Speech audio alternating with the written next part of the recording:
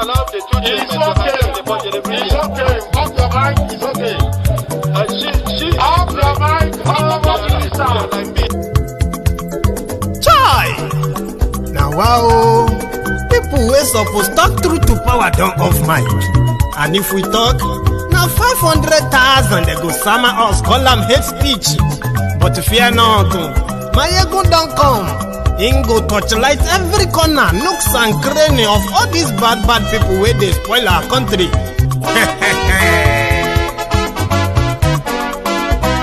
So my people make we laugh, oh, yo, yo. My ego don't come, oh, yo, yo. My people make we shout, oh, yo, yo. My ego don't come, oh, yo, yo. My ego don't come, man of the masses, oh, yo, yo. My ego don't come, oh, yo, yo. My ego diary politico, yo, yo. My ego don't come, oh, yo, yo. This one not the off in mind, oh, yo, yo. My ego don't come, oh, yo, yo. And in the touchlight every corner, oh, yo, yo. My ego don't come, oh, yo, yo. Okay, some people be they holla say they want the power. Chai. Them be promise us say we go get light and power. Nah. Them hustle sote they can't get the power. But now they know they do anything with the power. Sure. Every day, dollar just they get the higher power over naira. Still them talk say make we off mind. But thank God say my ego don't come. So my people make you laugh, oh, yo, yo. My ego don't come, oh, yo, yo. My people make we shout, oh, yo, yo. My ego don't come, oh, yo, yo. My ego don't come, man of the masses, oh, yo, yo. My ego don't come, oh, yo, yo. My ego diary politico, oh, yo, yo. My ego don't come, oh, yo, yo. This one not the off in mind, oh, yo, yo. My ego don't come, oh, yo, yo. Person where they do evil, no one make person talk. Them say that my yegun, that man too they talk. He too they talk. Say my yegun diary, he they hot like pepper. But every day then they take money in bulk. Woman picking, they the street they hawk. Still them talk say make we no talk. But thank God say my yegun don't come. So my people make you laugh, oh, yo, yo. My yegun don't come, oh, yo, yo. My people make you shout, oh, yo, yo. My yegun don't come, oh, yo, yo. Man of the masses, oh, yeah, yeah. My ego don't come, oh, yeah, yeah.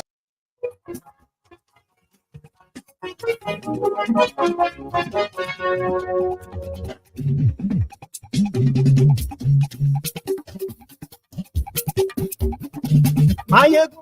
Hello there.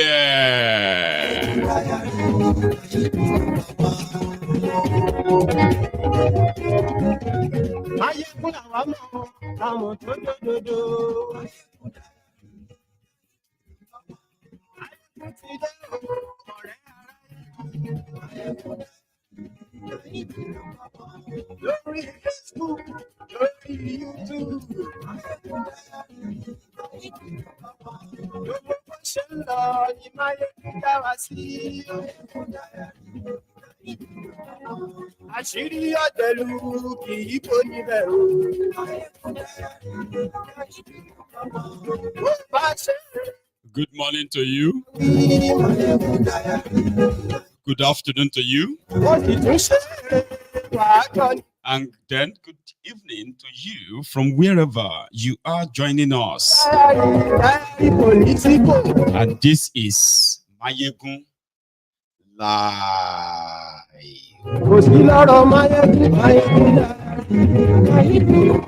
Let's always talk something. Maybe I can say something to be very clear, okay?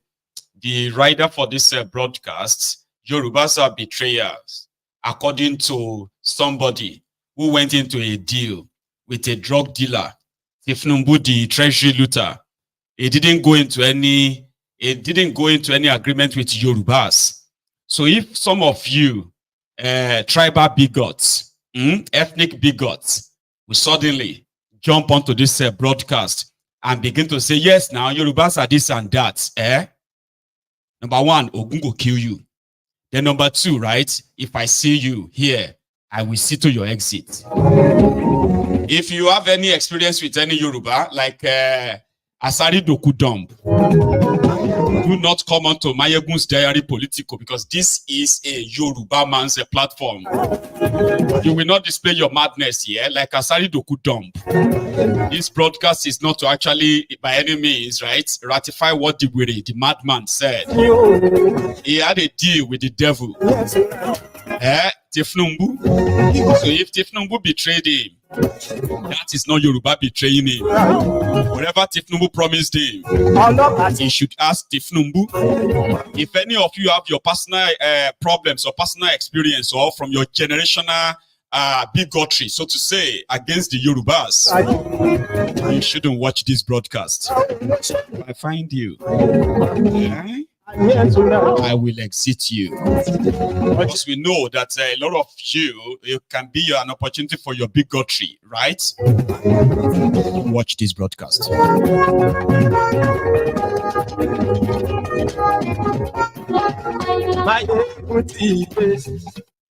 Today. So good morning to you once again. Good afternoon to you. And good evening to you from wherever you are joining us. This is Mayegun Live. If Bola Ahmed Tinubu fail, hold me responsible. Now, so this madman once said. This is not the Ahmed Bola Tinubu I know. Since 1992, when I encounter you, I don't think this is the Ahmed Bola Tinubu I know. That calls me his friend, and I said, if Ahmed Bola Tinubu fails, hold me responsible. You say? I say, if Tinubu fails, hold me responsible. Thank you. The job people are already angry that this is the worst government. We have just started. We must learn a lesson. This man! You gotta trust man. Adam. Your eyes will see what your mouth cannot talk. This is not the Ahmed Bola Tinubu I know. Since 1992, when I encounter you, I don't think this is the Ahmed Bola Tinubu I know. That calls me his friend, and I call him my friend, and calls me my son, and I call him my father. This is not the Ahmed Bola Tinubu I know. Ekalo boko tubo dugare bebe. Ebikite buayima. Esi buba. Easy. Ladies and gentlemen, Asari's meltdown and madness seems to be growing every day. If you are a Buharidin or Buhari Dideri, a Buhari Dinotu or Buhari Dijatu, a Buhari Shuku, an Ngoziari, Nnekari, obedient fool, or a voluntary slave, or sophisticated moron, or humbled slave. Maybe you are just a bad idiot, a bastard. Maybe cyber barbarian, or Lagos Abobaku, Oshogbo Alimanjiri, a crumb eater, crumb chasers, or ass licker, maybe an all-riser you be. That is having an internal regret because this is not the Bola Tinubu that you thought you knew. In some cases, right, you had the expectation of a druggie, agbero, the jaga bandit, the jaga addict, the asiwaju awon were, asiwaju awon agbero.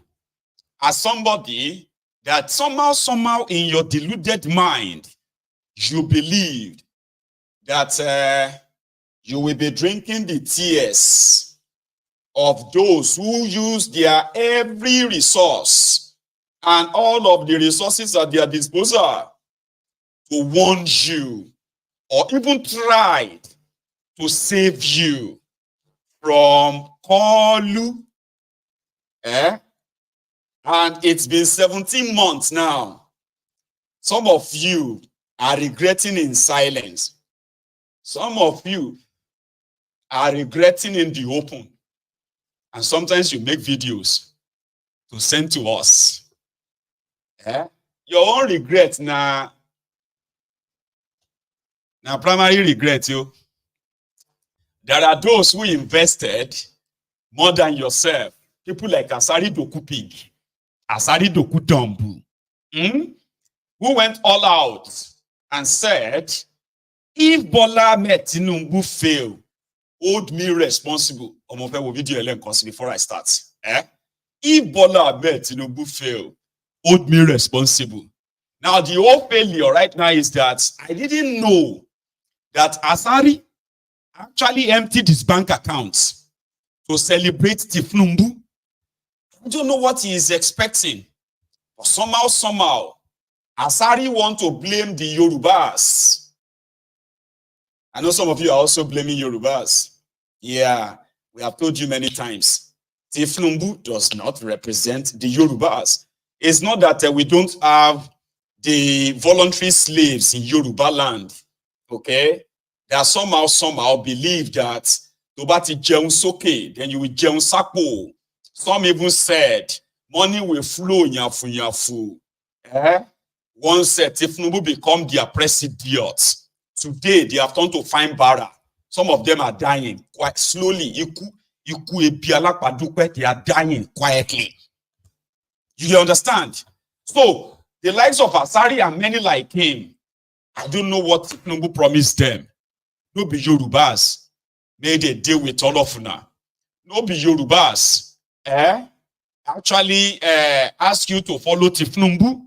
No be Yorubas made a deal with you, Asari Dokubo. Today, now the Yorubas, Asari they blame. Lamentation chapter, I think this should be Lamentation chapter 4. Or is it chapter 2? Now see they go to chapter 8. At chapter 2, here. Asari Dokubo says that the Yorubas are betrayers. No wonder their forefathers, his forefathers, decided to make a deal with the North. Right now, he has regretted everything. Waiting with this. He is regretting to the point that the tears, one day a little bit salty. When I tasted the tears, it can't kind of salty. I don't know why. Right?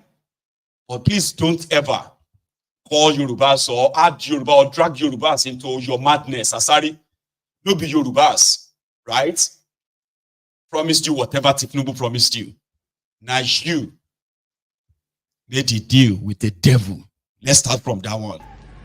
Today, I feel that I apologize to our fathers like Dababri, like Medford Okilo, that they were not wrong in forming alliance with the North. And as young men, we will now start that same alliance now. As I am today, from today, I will work and form alliance with the North and to crush all other opposition. Because those who hate us, whatever we do for them does not mean anything to them. Whatever some people do to them does not mean anything to them. You go all over each land. We will take this message that it's only the Northerners that can work with the job people.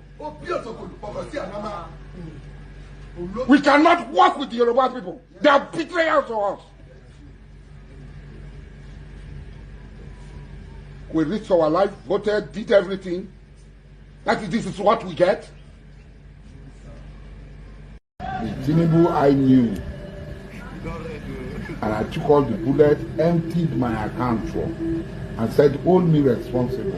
Hey, people say, in talk say, if Tinubu failed, hold me responsible. Tinubu failed, hold me responsible. Yes, I said it. Because the Tinubu I knew, I had so much confidence in him. But Tinubu I'm seeing today,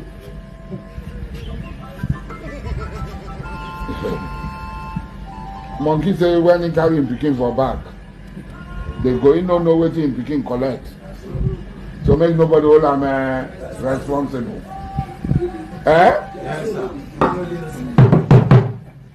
Yes, sir. Monkey say when he carry him pikin for back, they go. You don't know what you begin carry and collect for back. Say make nobody hold them responsible. Yes. Because that's what will happen for in front. Now you know. It has taught me a very big lesson. That sometimes trust is very expensive. The Tinubu I knew, and I took all the bullets, emptied my account for, and said, hold me responsible.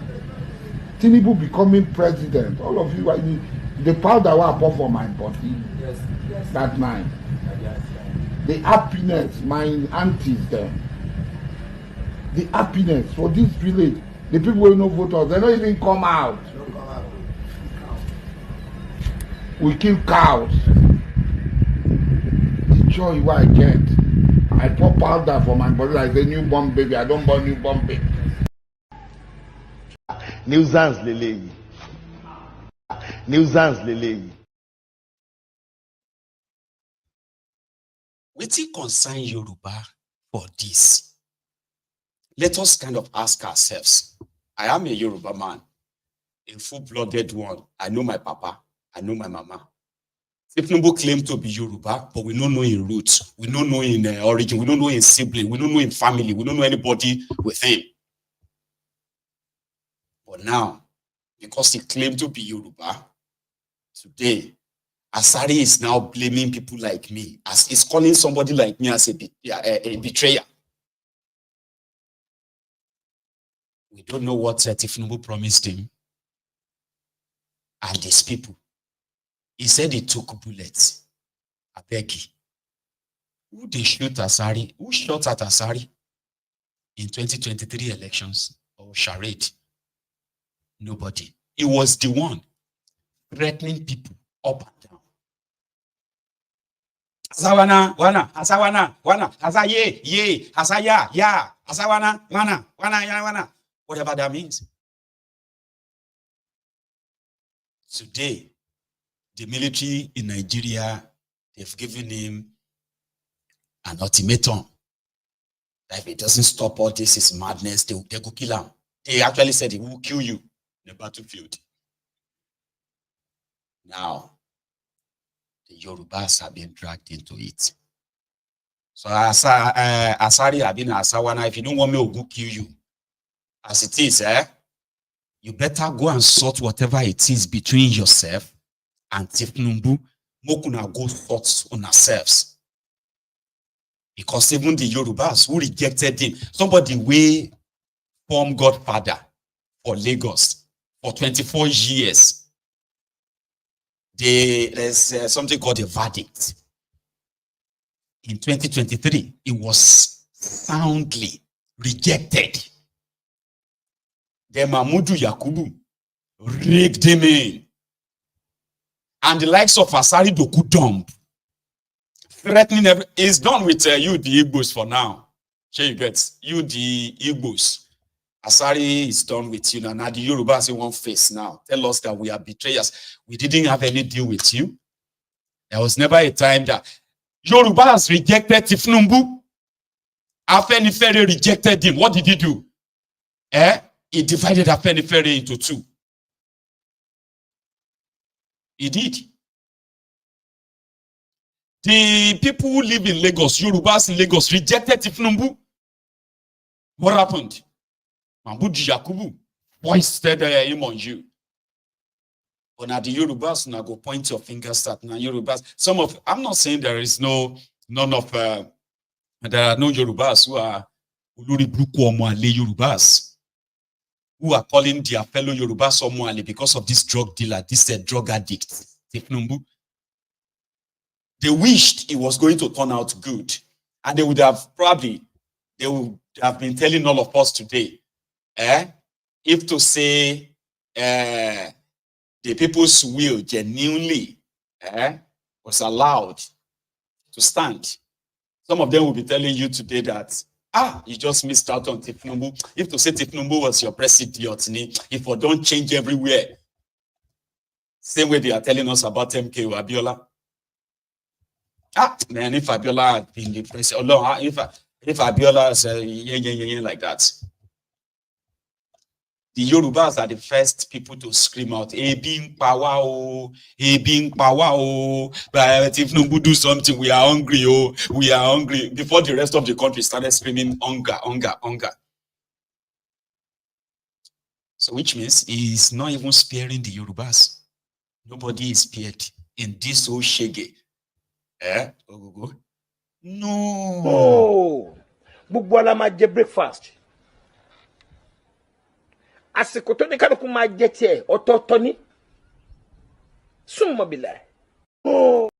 In English, Pastor Ruga. He don't cast, last. Everybody go chop breakfast. Everybody, they chop them right now. Everywhere you go to, somebody will still blame the Yorubas and say the Yorubas are okay. Go and do your deal with the North now. Abi, you can trust it. We can trust it. I will never trust it. Whatever we do for them, they do not appreciate. Do for who? What did you do for Yoruba?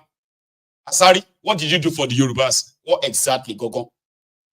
That you joined a murderous group of people, APC, Ebekebe, to certify a drug dealer by intimidating and threatening people because you are allowed, Abi, to carry guns, to have your own small army in a disjointed, failed country called Nigeria. So suddenly you have done something for who? That you helped Thiefnubu and his gang to come to power so that they can deal with everybody the way they are dealing with everybody economically now. And then you turn around and blame it on the Yorubas. Ogun kill you there, Asari. Just accept that. Now Ogun will kill you. That's the way we have to put it. Because someone waiting. Thiefnubu is dealing with everyone because his own plan is to take care of himself, and he is doing it. All of you can go to places. Who cares? The rest of you who actually foisted this, threatened people, intimidated people, just because Thiefnubu, the drug dealer, can be the president of Nigeria. So now, just 17 months, you have opened the book of Lamentation. Lamentation every now and then. People that wanted to see our tears, they are now angry that we are now laughing. We are the ones laughing. Why are you laughing? This is a serious matter. This is a serious matter. All of us need to come together and fight these people. You and who come together. Anybody know if anybody will get a chance to escape, you know, go try them again. Somebody will not take power. And he compromised all of your institutions to the point that your judiciary, your electoral umpire, your traditional institutions, religious body, everyone killed. When the Christians won't what do you call that thing again? They won't support his Muslim ticket. He went on to go and hire fake bishops, to go and endorse the terrorist shitty man. So if they say Thiefnubu, if to say Nigeria is like working now, a lot of you will be telling us that, yes, we knew what we supported. We knew that Asiwaju will change Nigeria. Now that they are showing you the shege, you won't let us rest. So Mokuna just deal with whatever it is that Thiefnubu promised you. Because to me, I've been looking around for what did Thiefnubu actually promised you.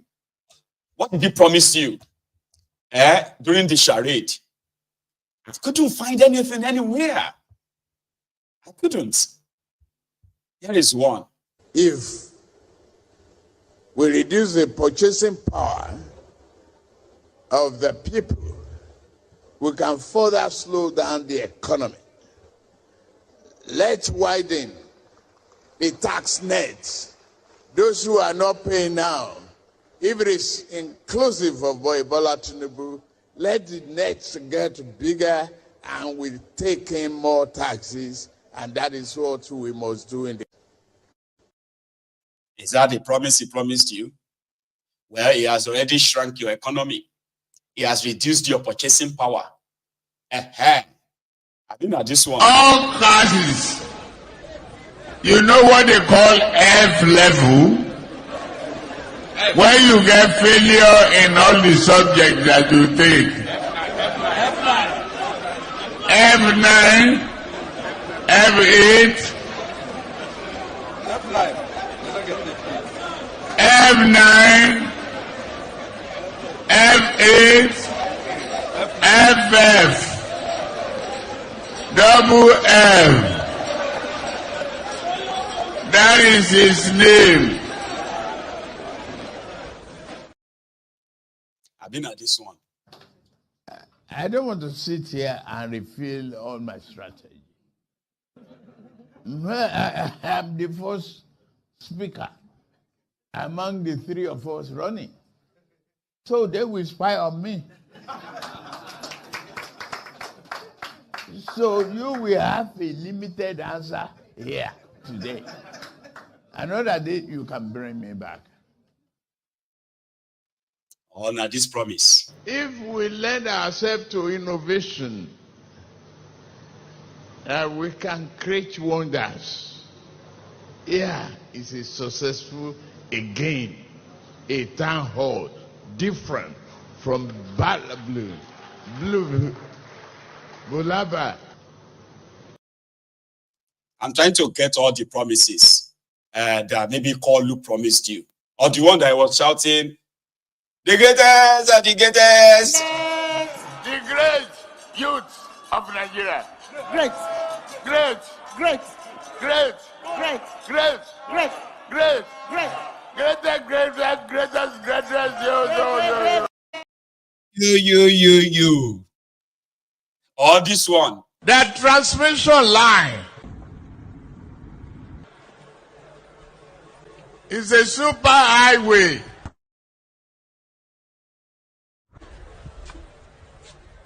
For generated electricity and power.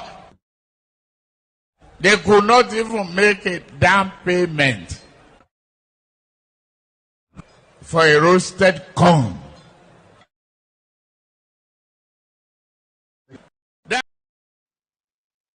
So, what exactly did he promise you? I be the one for the people of Kano. Oh, he promised them this.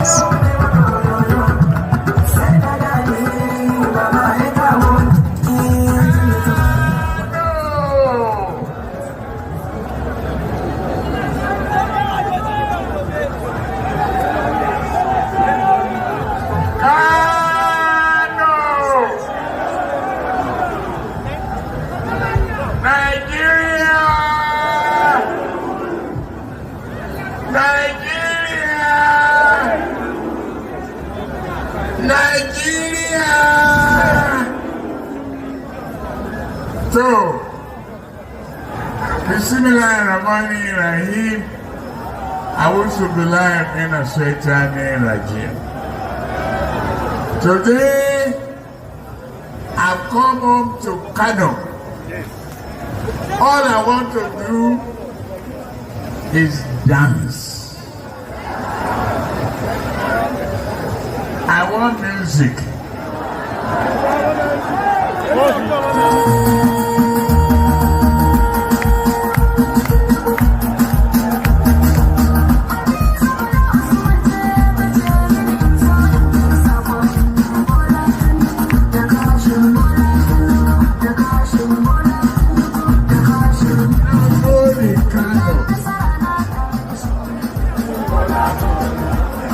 God will give you America. I will give your family peace and harmony. I will serve you. Serve Nigeria. I kept my promise. Always. Always. God bless you. Thank you. Now go there. Now go there. Now go there. So say. Thank you for. People were waiting for him for hours. at that rally in Kano. And when he mounted the podium, he said, "Now go day, now go day. All I want to do is dance, give me music." And they gave him music.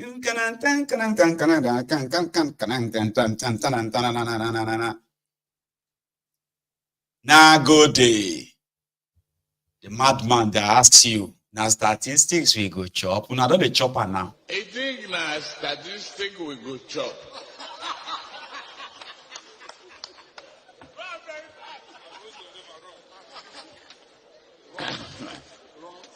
A lie with arithmetic that no Indian can solve it.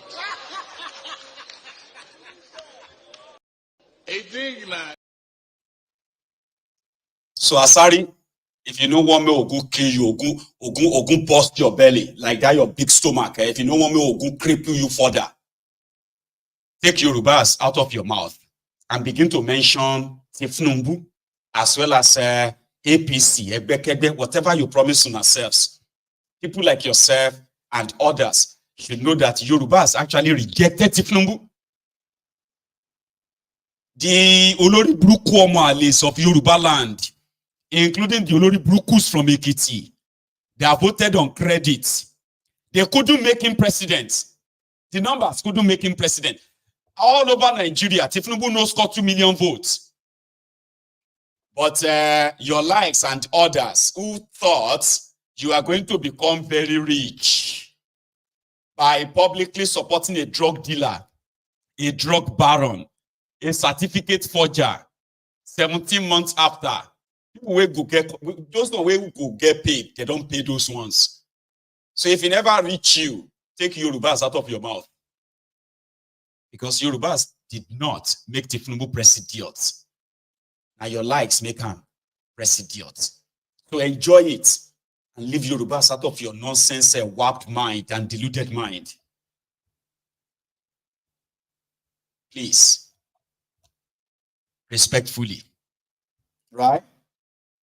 So more we leave that one. You have already told us that if Bola Thiefnubu fail, we should hold you responsible. So please keep to your words. I said, if Ahmed Bola Tinubu fails, hold me responsible. You say? I say, if Tinubu fails, hold me responsible. Thank you. The job people are already angry that this is the worst government. We have just started. We must learn a lesson. This man! You gotta trust man. Man, Adam. Your eyes will see what your mouth cannot talk. Meanwhile, something happened yesterday at the Nigeria House of Representatives. I call them House of Clowns.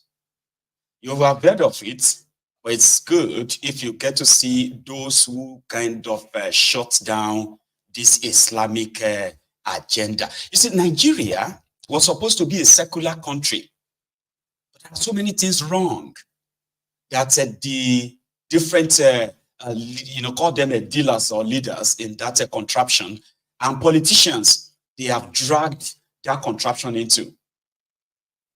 You would, you ordinarily believe, you ordinarily think Nigeria is a Muslim and Christian country. They know they count all of us, we don't get religion. They know they count those ones who are neither Christian nor Muslims. They no matter. And this one is for all of our religious people. This is not just for you, the Islamic guys from the northern Nigeria and from the southern Nigeria. Nigeria was supposed to be a place where freedom of religion, be otherwise, is allowed. When you see Muslims, especially the fanatics, they will tell you that any other religion is not allowed by God, Allah. When you see the religious Christians, to them, there is no other God except Almighty God and Jesus Christ, his son. So, people like me, we no get religion. And others will be say, na traditionalists them be. They are not factored in. But when you look at the constitution of that contraption, Sharia was mentioned 47 or so times. Sharia, Sharia, Sharia, Sharia, Sharia, Sharia, Sharia. 47 times they say. And in the time of Babangida, they dragged Nigeria into an organization of Islamic countries, OIC. That is why some Islamic Muslim countries, whenever they look at Nigeria, they list Nigeria as an Islamic republic, which is what do you call it? A tag that Christians, they reject vehemently, aggressively. Nigeria is not Islamic republic. Nigeria can never be. There's no way in the blood of Jesus. We will not get religion, but just look at them and say, okay, it will never happen. Nigeria will never be. But nobody has been able to remove Nigeria from the OIC, Organization of Islamic Countries, or something like that. And that is why some will tell you that sooner or later, Nigeria is going to be Islamic. They will begin to drag themselves here, now 50-50. No, now 60-40. Which one is 60? Which one is 40? Between themselves, they're going to fight themselves. Christians will tell you, Southern Nigeria is, some will even tell you, this Yoruba land is becoming Islamic. We need to do something. That's why they tell you, see me, they do something. You be Christian. All of us will be no religion or onisheshe. The Muslims, they chase us. Say, na fire with they go. Christians, they chase us. I'm sorry, Muslims, they chase us. They go, jar no more. That's like their own version of hellfire. Christians, they chase us. Say, we are going to hellfire if we don't repent. Until today, until yesterday, when some Olori Burukus decided to remove the religion is a personal thing. Do you know that by law, the Nigeria government doesn't have any religion? Or Nigeria don't get law. By law, Nigeria doesn't have religion. Or they acknowledge that there is this freedom of religion. So they call it personal. So these guys now came. They said because, some states are practicing Sharia, okay? And there are some banks that are supposed to be Islamic banks. But they still give loans to other people who are not like Islamic. So they wanted a section of that constitution to be amended, their constitution, so that it will remove religion is personal and replace it with Sharia nationally. That is the beginning of that conversation yesterday. It lasted for over 2 hours. So tonight, for the next half an hour, I am going to share with us those who were for and those who were against, and why, though finally it got shut down. So I'll start with this without wasting much of your time. Let's start with this. Mr. Speaker, our Constitution allows for freedom of worship of all religions. Mr. Speaker, we would not sit in this hollow chamber and restrict ourselves to just a few. If we begin to put such components into the... I don't like religious people. And I'm very, very biased when it comes to that. This is not the time for you to begin to start your religious argument, where you are going to begin to... There's nothing you want to say that I have not heard before. This is not the moment. You are going to come here and begin to bash the traditionalists too. Can you understand that now? I have so much respect for all religions. So keep your Jesus and your God or your Allah and every other thing, keep them to yourself. It won't kill you. But if you start doing this stupidity of now your God, I mean, your religion be the right one, or this one is the wrong one. I'm a Daniel, and I mean it. Keep it to yourself.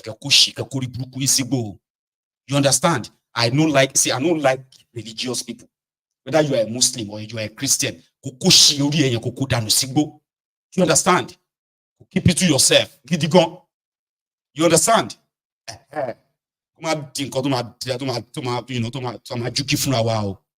Thank you. Mr. Speaker, our constitution allows for freedom of worship of all religions. Mr. Speaker, we would not sit in this hollow chamber and restrict ourselves to just a few. If we begin to put such components into the constitution, tomorrow the ecclesiastical faction comes up.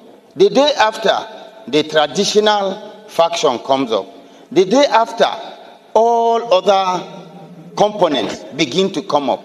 And what happens to our grand norm that is supposed to be the foundation of our existence? Mr. Speaker, Nigeria has never limited anybody from practicing his religion.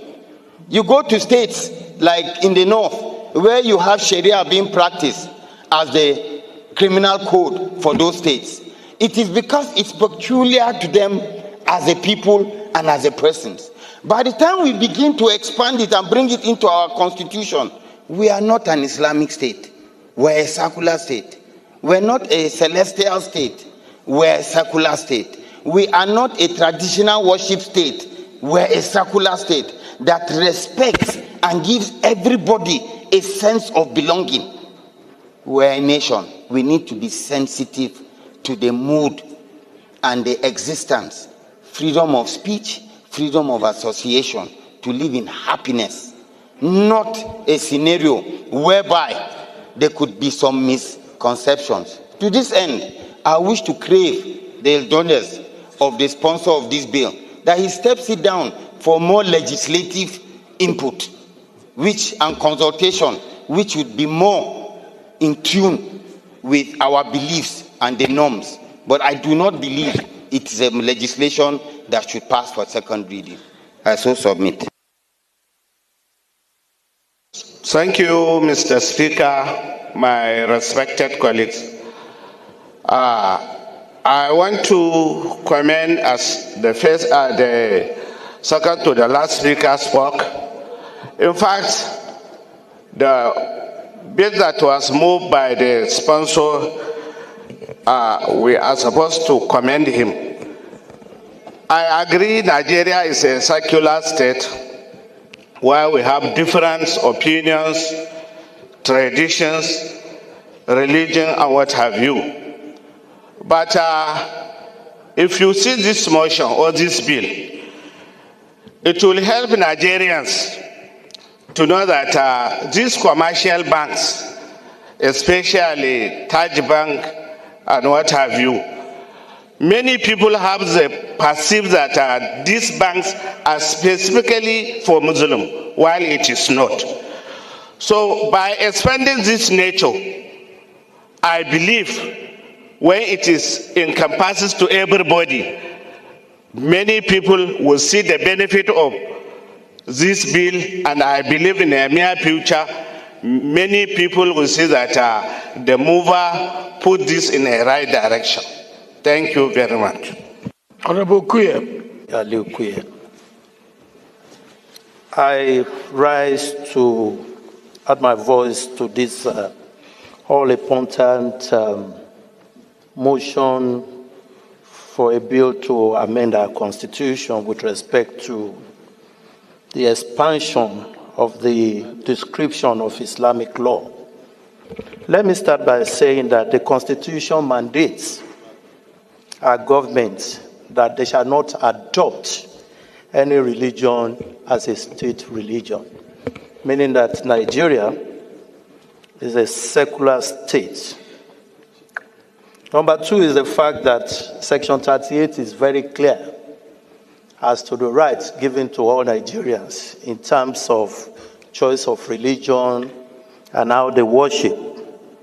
Section 2 goes further to say that Nigeria is a federation consisting of the federal government and then the state governments, giving the states the liberality to adopt whatever kind of law they want to use in governing their people.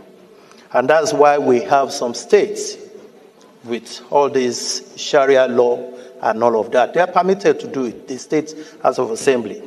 But the Constitution, as a ground norm that governs all of us, the traditional institutions, the Obas in the Yoruba land, the Igwe in the east, the Shakiri, the Fulanis, the Hausas, gives us only one right, the right to choose whichever one we want. We can therefore not allow this constitution to become so filled with frivolities that is supposed to be the mandate of the state. We have all been clamoring for physical federalism. Give more power to the states to do it the way they want, to do it in the way of the culture of their people. And that's why I will want to implore the mover of this motion to please allow us to please step down this amendment for the time being so that we can deliberate more on it. Because, of course, from the way I see it, it's such that the state should be considering, not here. The problem of religious war, we started as far back as 1938 in this country. Let it not start here again. Let it not be that it is this house that is going to put fuel to the very fragile democracy, to the very fragile situation, the unity between us. It's very important. As we are talking now, people are hearing us. People are seeing us, thinking that we want to promote one religion over the other. I therefore pray that we step this down for the time being. Thank you, Mr. Speaker. That is what they saddled themselves with, busy with. But it is a National Assembly. Once a bill is brought before them, they would have to debate it. So what about the people that drafted it? The ones that are pushing it? Who are those sponsoring them? And it's not the first time that they have been pushing. Some of them have said it years back, that they will not stop until the entire Nigeria is controlled by Sharia. Yeah. Some of these fanatics, these terrorists from northern Nigeria, they will tell us that Sharia is the best form of, because of their religion. Sharia is the best form of law. But guess what? Their Sharia, no, they punish thieves. You know, they punish pedophiles.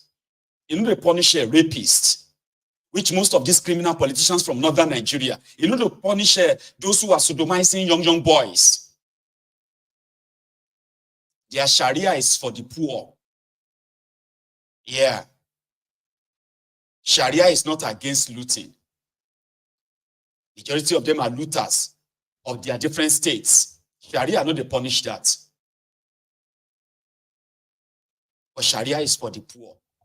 And now they are pushing it at the national level. You have heard those who have advised them to step it down. This is not right. This is not good for Nigeria. Including those who are Muslims too, like, no, this doesn't make any sense. We have seen the content of what you are trying to do. No, it's not going to happen. But have you seen the faces of those who wanted it to happen? Watch this. Thank you. Abdulhakim Kamilu Ado, representing Udilgarko Federal Constituency, Kano State. Mr. Speaker, I would like to make it brief to say that while being cautious, but we have to consider, and considering also the divisions we have in this country, we have to consider the ethics, the values, and the interest of the masses. Because we are here in this hollow chamber to represent the Nigerians, and also not to make a religion or a tribe or a community, not to constrain them from practicing something which is their way of life. We all know that Nigeria comprises of so many religions and also tribes and communities. But these religious matters, we consider it as a way of life, not just a mere religion. So considering the ethics and the values and the interest of the masses, not looking at the division or being cautious of what this will cause, Mr. Speaker, I think this bill is supposed to pass for the second reading. In my opinion, Mr. Speaker, we need to commend the Honorable Misau for coming up with this bill in order to unite and to create a room, free room, or an interest for people that are practicing Islamic religion to practice their religion freely and to consider some way of lives which comprises so many things. Talk less of the commercial that he talked about. There are so many things we need to consider in order to encompass it under this bill. If at all we are considering this bill to be passed via the committee, then, Mr. Speaker, as you said earlier, that we are here as parliamentarians in order to pass bills, and it doesn't have to go through the committee. So we can pass it, and then later on the committee can consider what they can do about the bill. But we are here to debate it, and we are debating it. So let us go on with the debate, and later on consider what we can go with in this hollow chamber. Thank you, Mr. Speaker. Thank you very much, Speaker. My name is Honorable Isa Muhammad Anka, representing Anka Talata Mafra constituency. I'm from Zamfara State. My able speaker, our honorable colleagues, I wouldn't want to dwell on issues already spoke by the last speaker. In other words, he has spoken my mind. But the other speaker, the last but one, talked about karma. Karma is already embedded in the constitutions. Therefore, it takes care of other commercial laws. And I think we need to understand the subject matter of this bill. The bill is calling for description of Islamic law. In other words, the bill is seeking the House to define, because of the existing situations now, looking at the issue of, like he rightly quoted, other commercial laws that have not been embedded, that have not been taken care into the Constitution. I think it's a straightforward bill. He is not calling the fact that, he's not calling for expunging the existing Sharia law, but rather to define it in order to encompass all those, existing situations that have just come up. That is my contribution, sir.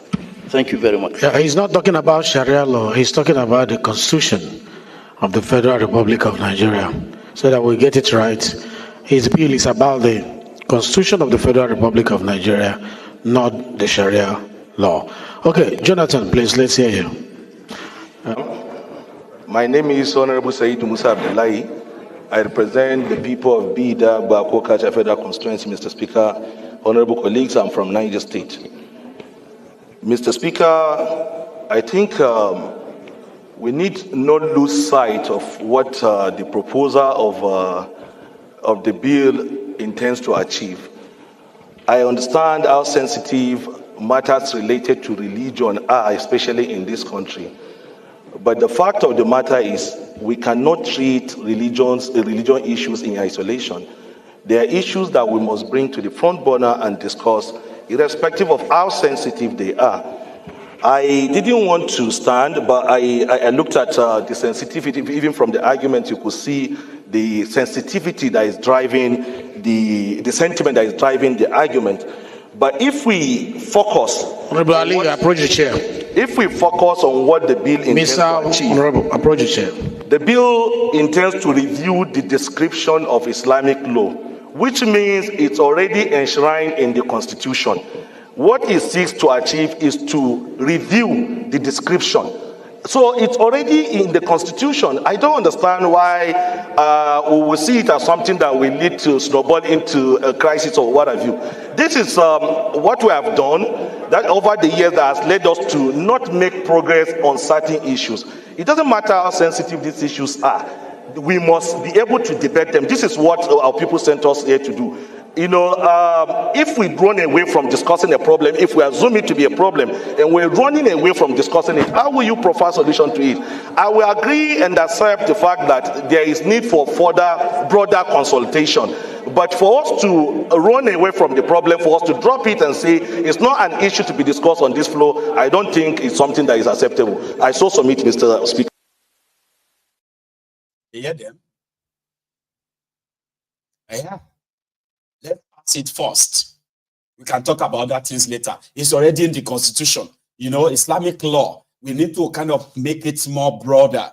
We need to make it national. We shouldn't make it things about a religion that is personal. Okay? Don't make it personal. We need to make it a law. Amend the Constitution and say that this is how we are going to be doing things based on the Sharia, Islamic law. I don't see why we cannot do this now. That's what they're arguing about. That the religion is their way of life. And if they are there to represent their people, yeah, let's amend it, please, sir. Let's change it so that all of them will see they get think you have a religious freedom or something. You could wake up one morning and they will tell you, say, no, you don't have that freedom because look at the law. The law says, which law? Abeg, when did the Nigerian people conducted the referendum on that 1999 constitution? That decree, decree 4, decree 24 of Abdulsalami Abubakar, that gave Sharia more voice and all that inside your constitution. And they know it. All of them from that part, they know. They just think it is high time that everybody stop acting like, you know, they don't know that Nigeria is an Islamic country. These guys, in their mind, Nigeria is an Islamic country. All this circular, that, it's a matter of time before all of them go know, say, Nigeria is Islamic country. To them. So not wanting to debate it, not wanting to talk about it is not the way forward. But there is more. Oh, there is more. I told you, we're spending the next half an hour on it. Those who are mostly against it and those who are in support again. Yeah. Of an act to alter the Constitution of the Federal Republic of Nigeria, 1999, to review the description of Islamic law in the Constitution as related matters, HB 1502. I so move, Mr. Speaker. Any second? Yes, sir. Kwakwansia. Thank you, Mr. Speaker. My name is Honorable Hassan Sheikh Hussein. Distinguished colleagues, briefly, as the Speaker requested, the 1999 Constitution, as amended,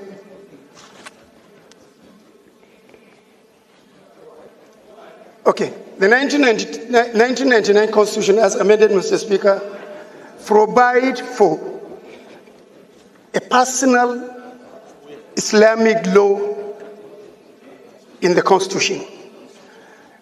The Constitution did not envisage the dynamism and the development coming off in the country.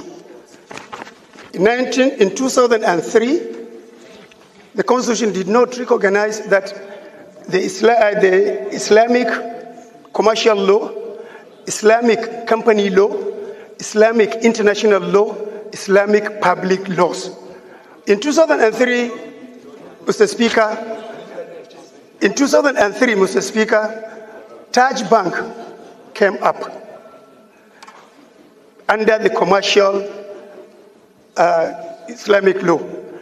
In 2019, another bank came up under the commercial law.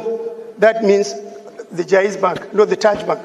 The Jaiz Bank was in 2004. The Taj Bank came in 2019. Mr. Speaker, sir, if you look at the personal law, it only encompasses marriage, divorce, and the inheritance. Therefore, what I'm requiring is the removal of the removal of personal in section 24 of the Constitution, section 262, section 277, and section 288, so that other relevant laws like the public, the commercial law, Islamic commercial law, the Islamic company law, the Islamic international law can have a place in the Constitution. Therefore, Mr. Speaker, this is what I want the honorable colleagues to support so that this amendment can be done. I so move, Mr. Speaker. Honorable Mr. who is calling, I think, is in the right direction to give a backup for the commercials and other laws that already they are practicing without proper backing, particularly in our Islamic-related financial institution of not only limited to Taj Bank or Jaiz Bank, but there are several banks that are now practicing, particularly the Mudahara and the other sharing formulas. I think this is a very welcome development that it will give even an economic leeway for the nation to see the goodness of such practices in our financial institution to get the backup of the law. I do support. Thank you, Mr. Speaker, sir. Yes, Bob Solomon, please. Solomon Bob, from the great state of Rivers. Now, this matter, actually, I think it will be dealt with in better technical detail at the committee level for constitutional review, because there's so much to say about this kind of okay, I'm sorry, I was told you were not listening to me. I'm saying that this bill will be better dealt with in broader technical detail at the level of committee for constitutional review. But straight off, the section you're referring to, if it is removed, the word personal is removed, the implication immediately is that Islamic law will now have a general application with respect to criminal law across the country. The word personal there was put for a purpose. So if you remove it, that's the implication. It will have great consequences. So we can look at the details of what you're trying to do, what you're trying to achieve, and advise at the committee level. With respect to the references made to Taj Bank and Jaiz Bank, their operations are not being in any way hindered. There are regulations dealing with those matters concerning banks, CBN Act, and all the rest of them. So those are matters that the banks can deal with. They don't have to incorporate, or attract or drag interest with respect to commercial ambitions to the Constitution. So essentially, Mr. Speaker, my point is, this bill should be referred to the Committee on Constitutional Review, where we can sit down and then look at, it to a T in every way. Thank you. Thank you for making it brief. I like the Federal Constituency of Osun State.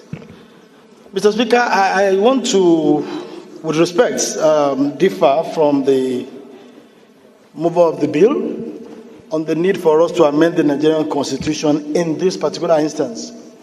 And I'm saying this, Mr. Speaker, because as students of history, we all know the issues surrounding the particular section in reference, especially at the various constituent assemblies leading to the 1979 Constitution, the 1989 Constitution that was not promulgated, and now the 1999 Constitution.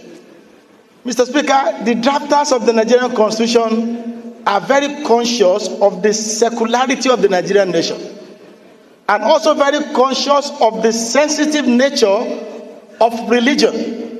And I remember the 1976 Constituent Assembly, the 1979 Constitution, was very, very contentious on this matter until the then federal military government came in to stop further debate on this matter and took a decision that the application of Islamic laws will only be constrained to personal matters, which has to do with administration of estates and some other issues.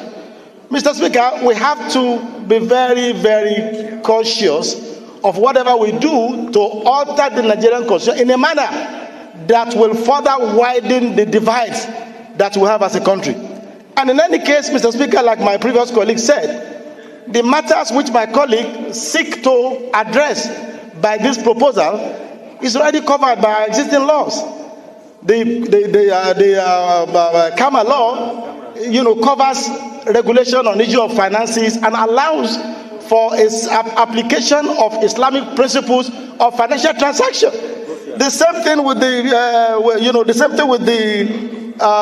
CBN Act, like you rightly said. And the moment we allow the Constitution to be altered to take care of all manner of interest, we will no longer be in the state where the sanctity of the Constitution is respected, and the intent of the drafters of the Nigerian Constitution via or as regards to the secular nature of the Nigerian nation might be threatened if we allow this to go on. Mr. Speaker, I sincerely think that this bill should not pass on for the second reading for these reasons I've adduced. Thank you.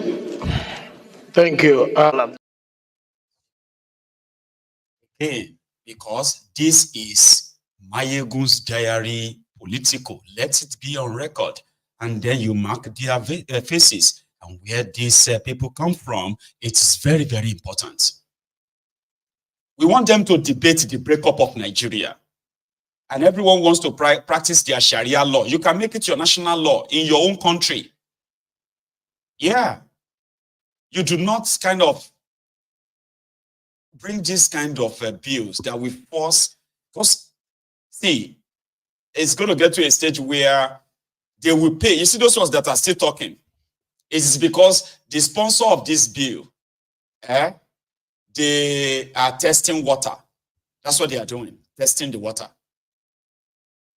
All it will take is for them to move money, mobilize fund. And you see all these guys talking, speaking grammar of how it is dangerous, this and that. They would either not say anything, excuse me, or they will be speaking in defense of it. They say, we didn't know that it's such a very good bill. Or you didn't tell us before now. This is a very good bill for Nigeria. In fact, it makes sense if they give them enough money. And guess what? They can go into a closed door meeting where they will not let you see who voted for it or who didn't vote for it. So what you are watching here is just them testing the water. And one day you wake up. And I hope they do it though, so that we'll check if the whole place is going to go up in smoke, up in fire, set fire onto the whole thing. Yeah? I remember what this man once told us. Do you remember this man about this whole thing happening now? It's not about ransom. They just want to pass a message. We can come in. We can do what we need to do. And there are some hardliners in this government that are sponsoring this kind of narratives. They just want to show that they can Islamize this country. They think about Taliban They think about the Mujahideens, and they want to replicate it in this country. And they don't care what happened.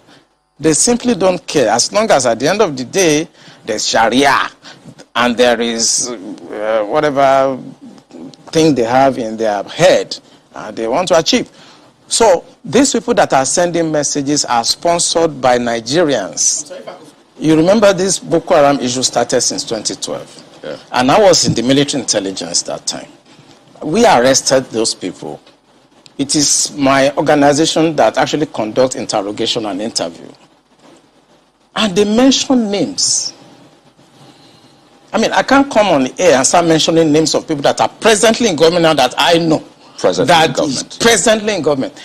That the boys that we arrested mentioned. Some of them are governors now. Some of them are in the Senate. Some of them are in Asari Dokubo. The intention is to Islamize Nigeria and practice Sharia. And it doesn't matter if some people die. It doesn't matter if you're embarrassed. It doesn't matter if our economy has degenerated. Look at the interest rate. Look at the inflation rate. Look at the debt profile of Nigeria. They don't care. As long as at the end, the Quran is at the sea. So some people in this country have this mindset. And we must tell the truth. If you tell the truth, you die. If you don't tell it, you die. Some people have this mindset to Islamize the nation. And they are in the government. And people know them. The DSS know them. The NIA know them. The DIA knows them. You can't succeed without an inside person. And this attack you saw has insiders collaboration. That's why I'm showing you their faces. That's his name is Commodore Taiwo. So it's Mr. Taiwo now, or retired something Taiwo. That video was when Bukwari was in government. And usually in Nigeria, they dismiss such people. And they will ensure that such person is never allowed on the national TV anymore. Let's go back into that their National Assembly when it got finally shut down. It got voted down. That means they are going to go and try again later. Here is the last part of that conversation, please. My name is Honorable Abeg. I represent the good people of Yagba Federal Constituency. I'm from Kogi State. Mine is an appeal because of the mood in the House now, that this bill be stepped down for when we have all our leaders seated, so that they can also contribute to the debates.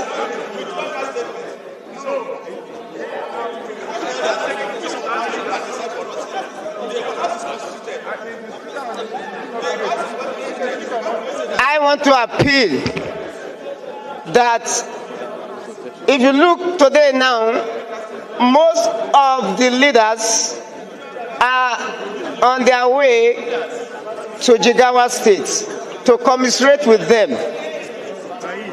Because of the sensitive nature of this bill, my appeal is for us to step it down and let us have a full house and full time to discuss this bill.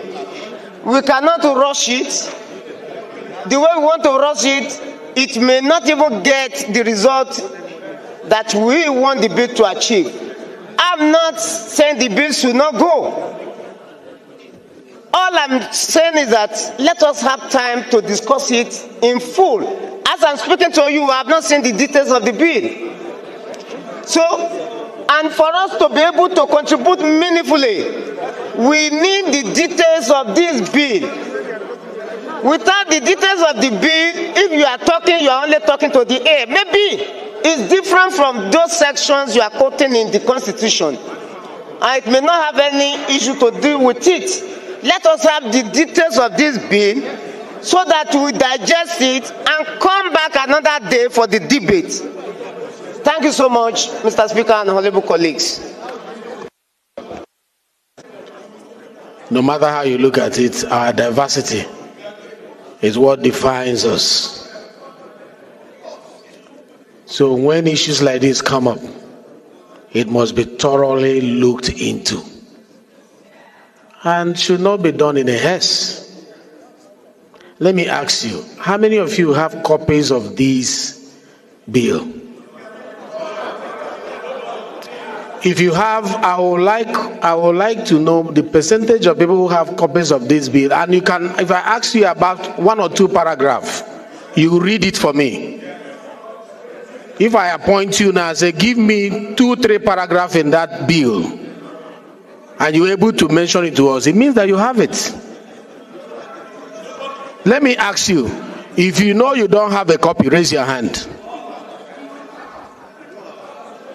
And it is the rule of this house that you must have a copy so that you debate from that copy.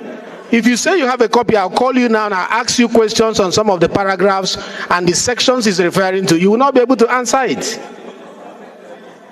And this issue is an issue that we need to thoroughly analyze. Please, order, please.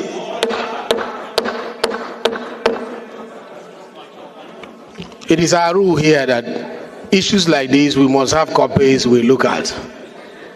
And if the copies are not there, we take another step. But I won't be taking that step from this chair. It will come from the house. So if the majority of the people say they don't have copies of this bill, whether it is good or bad, you don't have the copies, you need to have the copies for us to deliberate on it. Let me hear you, Nkem Kama. Mr. Speaker, honorable colleagues, Kama Nkem Kama is my name. I represent the awesome people of Ohozara, Onitsha, and Iwo Federal constituency.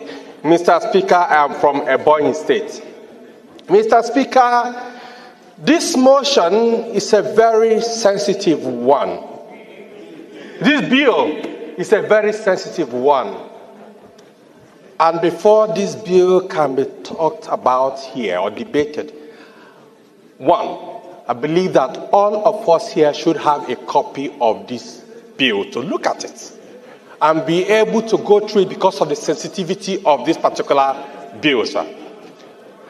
Mr. Speaker, I don't envy you today, but one thing I'm very sure, I hereby move that this bill... Please, somebody has the floor. Allow him to finish, then we'll recognize you. And I have the position of the Speaker.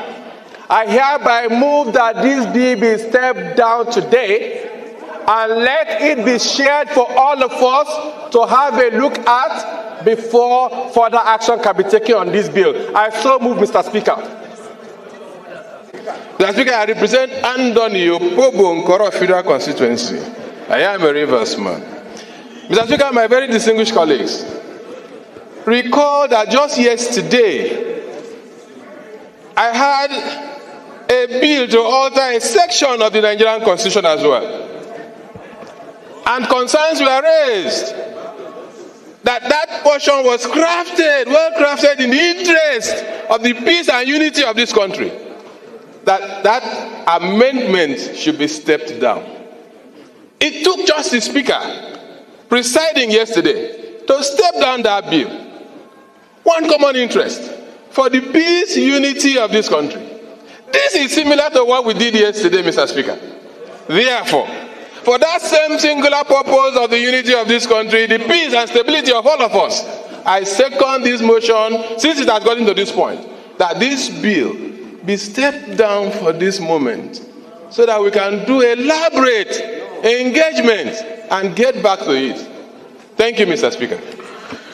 Thank you. Move a second. Point of order, sir. You throw the question open to the House. So we'll vote now. Point of order, sir. Please, don't order when the Speaker is speaking. You don't order him. You can only order when others are speaking. Point of order. So when what we'll do... Point of order, you should take it. Mr. Speaker, point of order. You shouldn't ignore us. Please. Please. Can you hear Mr. Speaker first, please? Now, the motion here is that it be stepped down. You can say no. If the vote say no, don't step it down, Mr. Speaker has no right to step it down. But the motion has been moved and seconded. If we say our no, rules are very clear, Mr. Speaker. When there is a point of order, who is speaking? Please. I'm the one. No. Please sit down, please. Sit down. When we vote and the vote says no, we don't step it down, we vote on the main issue raised by the bill. After all, it's a constitutional matter. He can also go to. Manu, don't be unruly, please. No, I'm please. Not being unruly. We can also vote on it, and it will go to constitutional review. You understand? And then if it goes to constitutional review, we go public hearing. So there are so many ways to solve this problem. Let's not leave our procedure. Okay? So let me ask the question. Those in support that it be stepped down, say aye. Aye.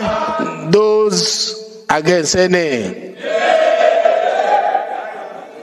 How do we measure the decibel? Let me ask again. Those in support that it be stepped down, say aye. Aye. Those against, say nay. The nays have it. That this be read the second time. Say aye. Aye. Those against, say nay. Nay! This one is clear. The nays have it. All right, it's good to vote on these things and then decide thereafter. It's not my decision, it's your decision. Thank you very much.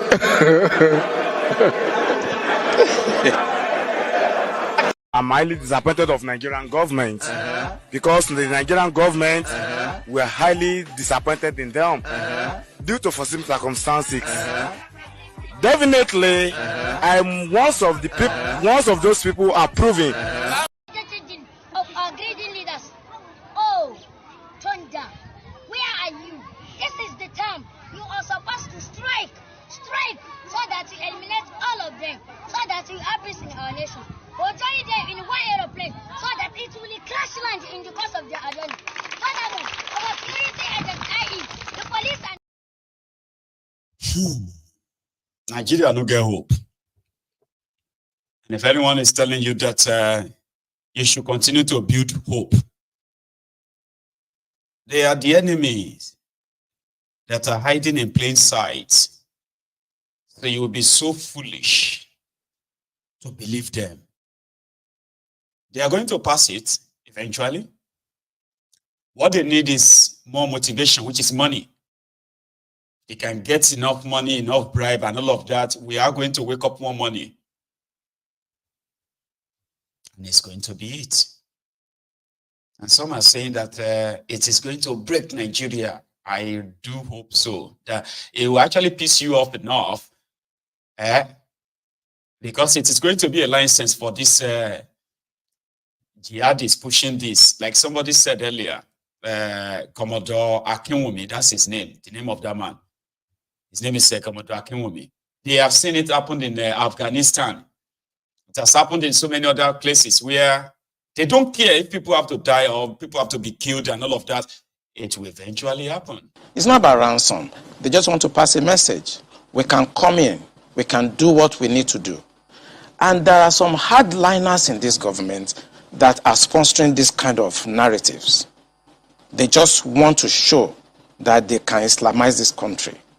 They think about Taliban, they think about the Mujahideens, and they want to replicate it in this country. And they don't care what happened. They simply don't care. As long as at the end of the day, there's Sharia and there is whatever. You all know that as much as you say, but Sharia is fine, if anybody tells you that Sharia is this or that, ask them about the Sharia they are practicing in northern Nigeria. If Sharia is that good, why is Gandola still walking about? Why are your criminal politicians from northern Nigeria Why are they not in jail or dead?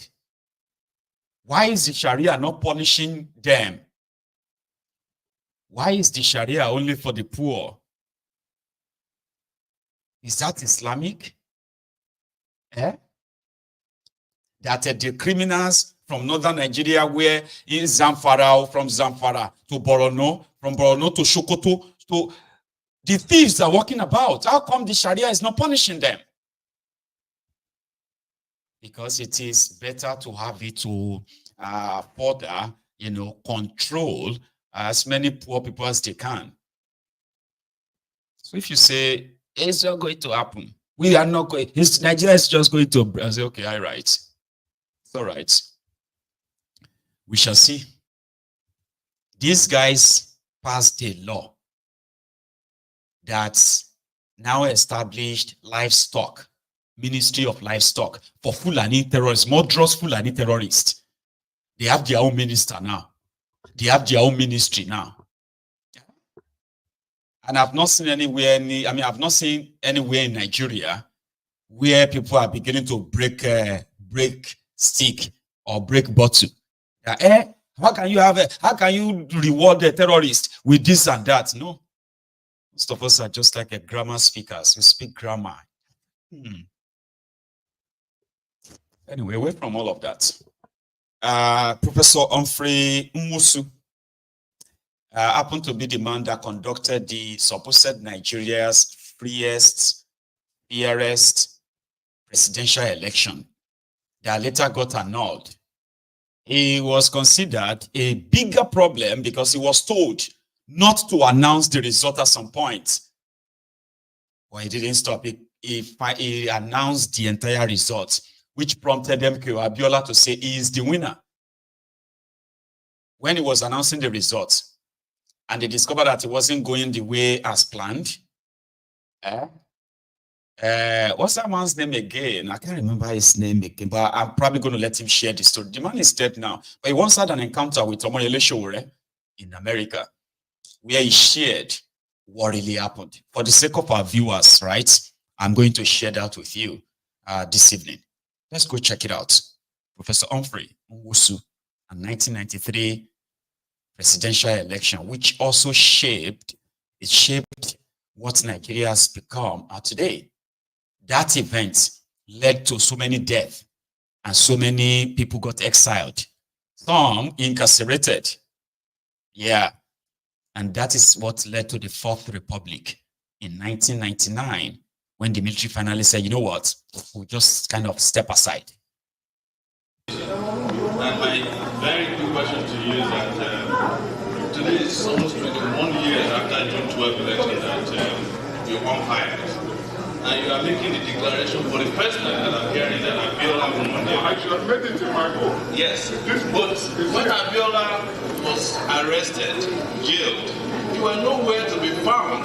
The last statement you made was that the election was inconclusive before you disappeared, before you came out and wrote that your book. Wouldn't you have done Nigeria a great job of courage if you are stuck by the position and Abiola won the election, and on that basis disgraced people like Abeg and the other people that you don't want to mention, who made it impossible for Nigeria to have democracy for almost 10 years after that?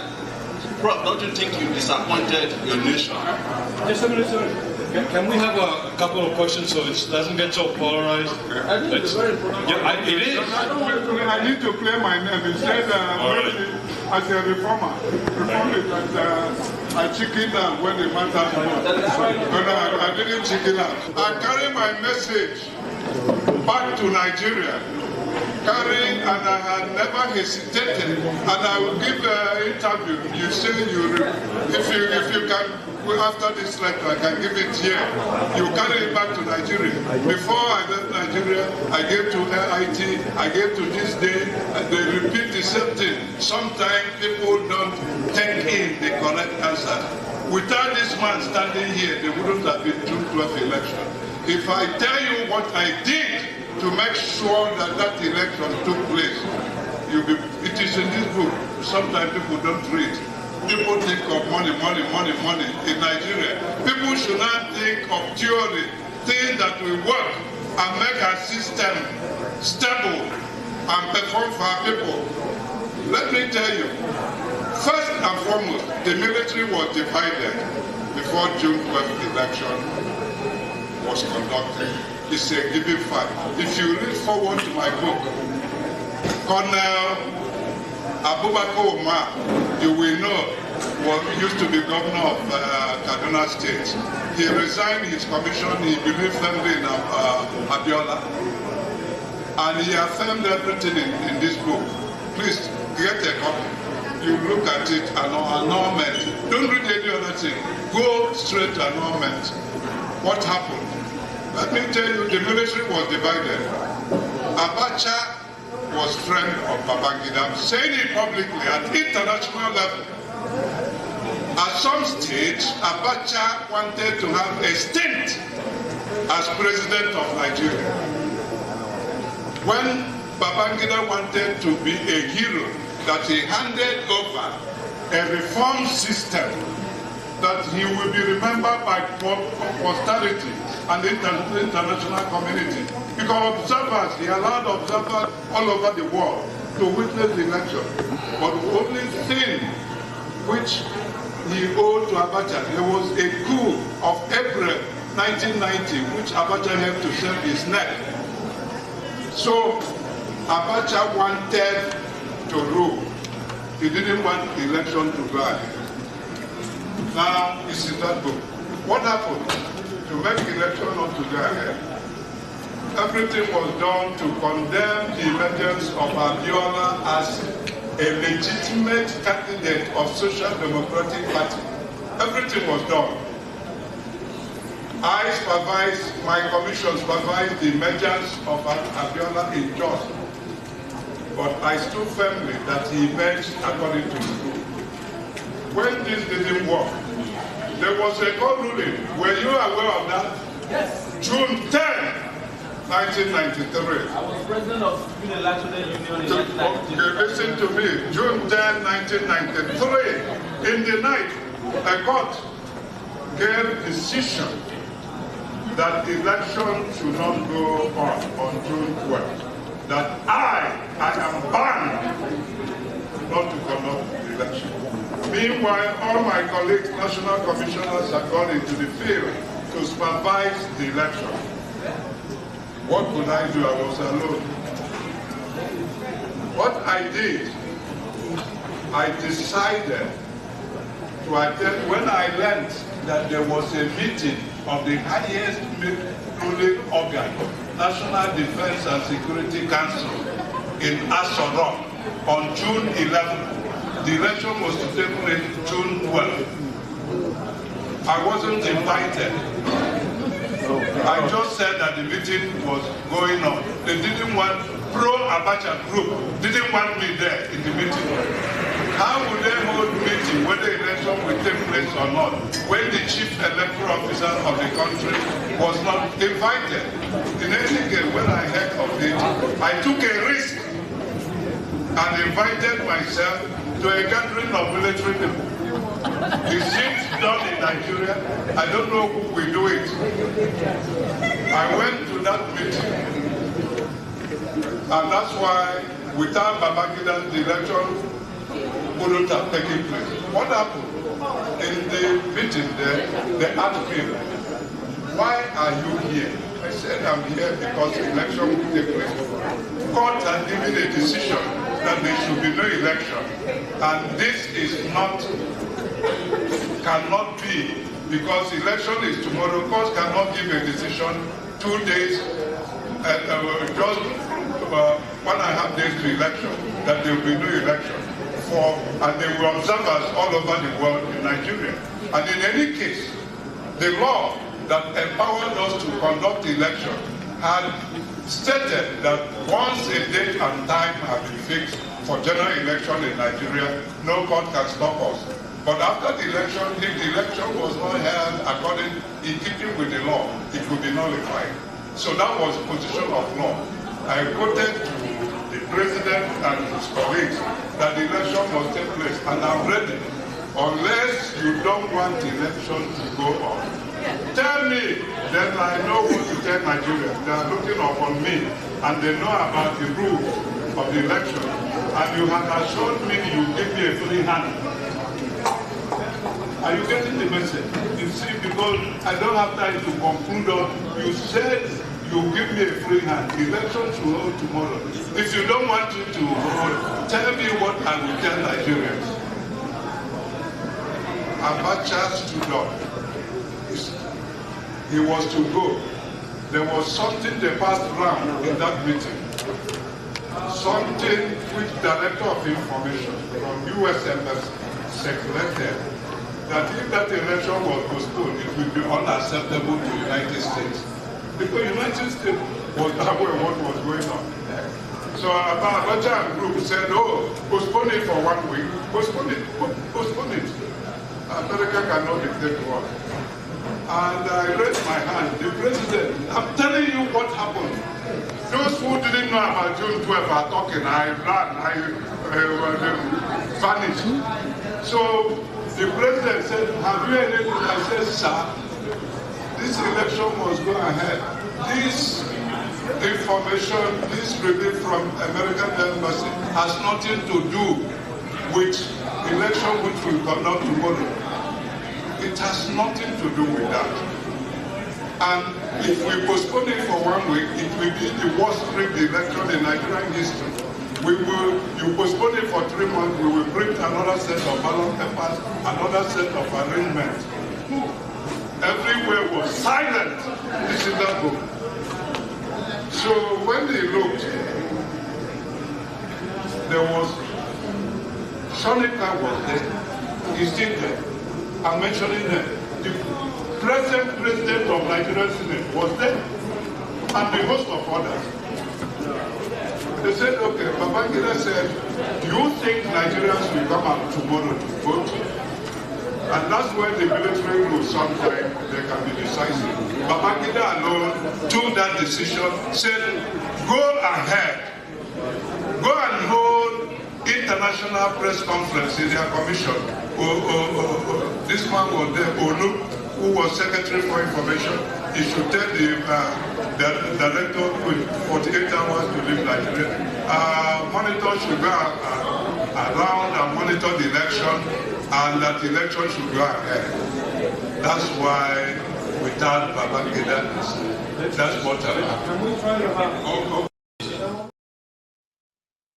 No, that's so loud and too kind of noisy. The man is dead now. He died at the age of 83. He went on to conduct that election, and when it was time for him to announce the results, Shukumerije, no, is that his name? No, it's not Shukumerije.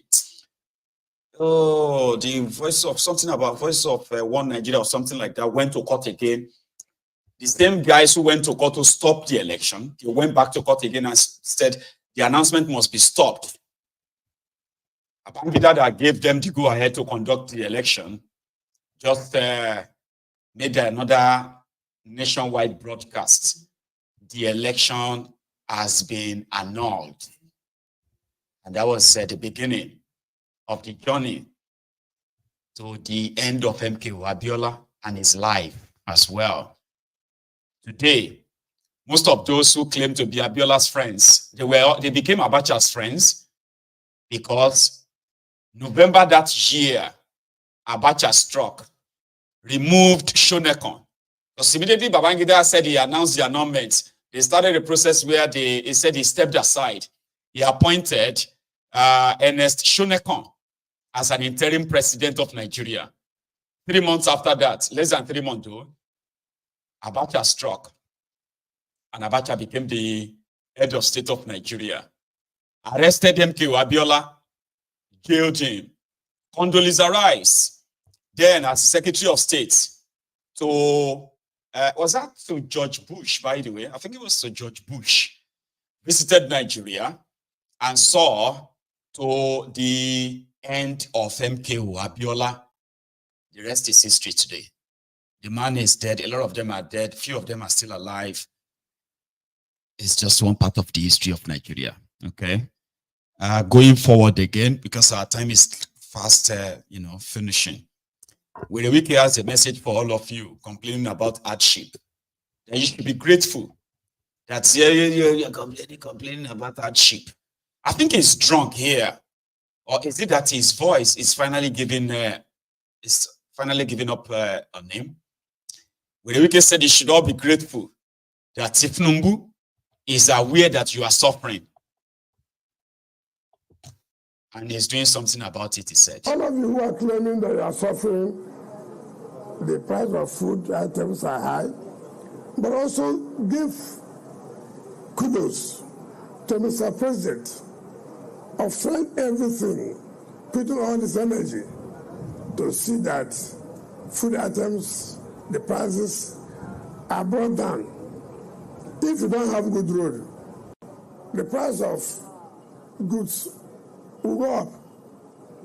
If you have good roads, it's likely to reduce, because the transporters will always complain, why will we not add money?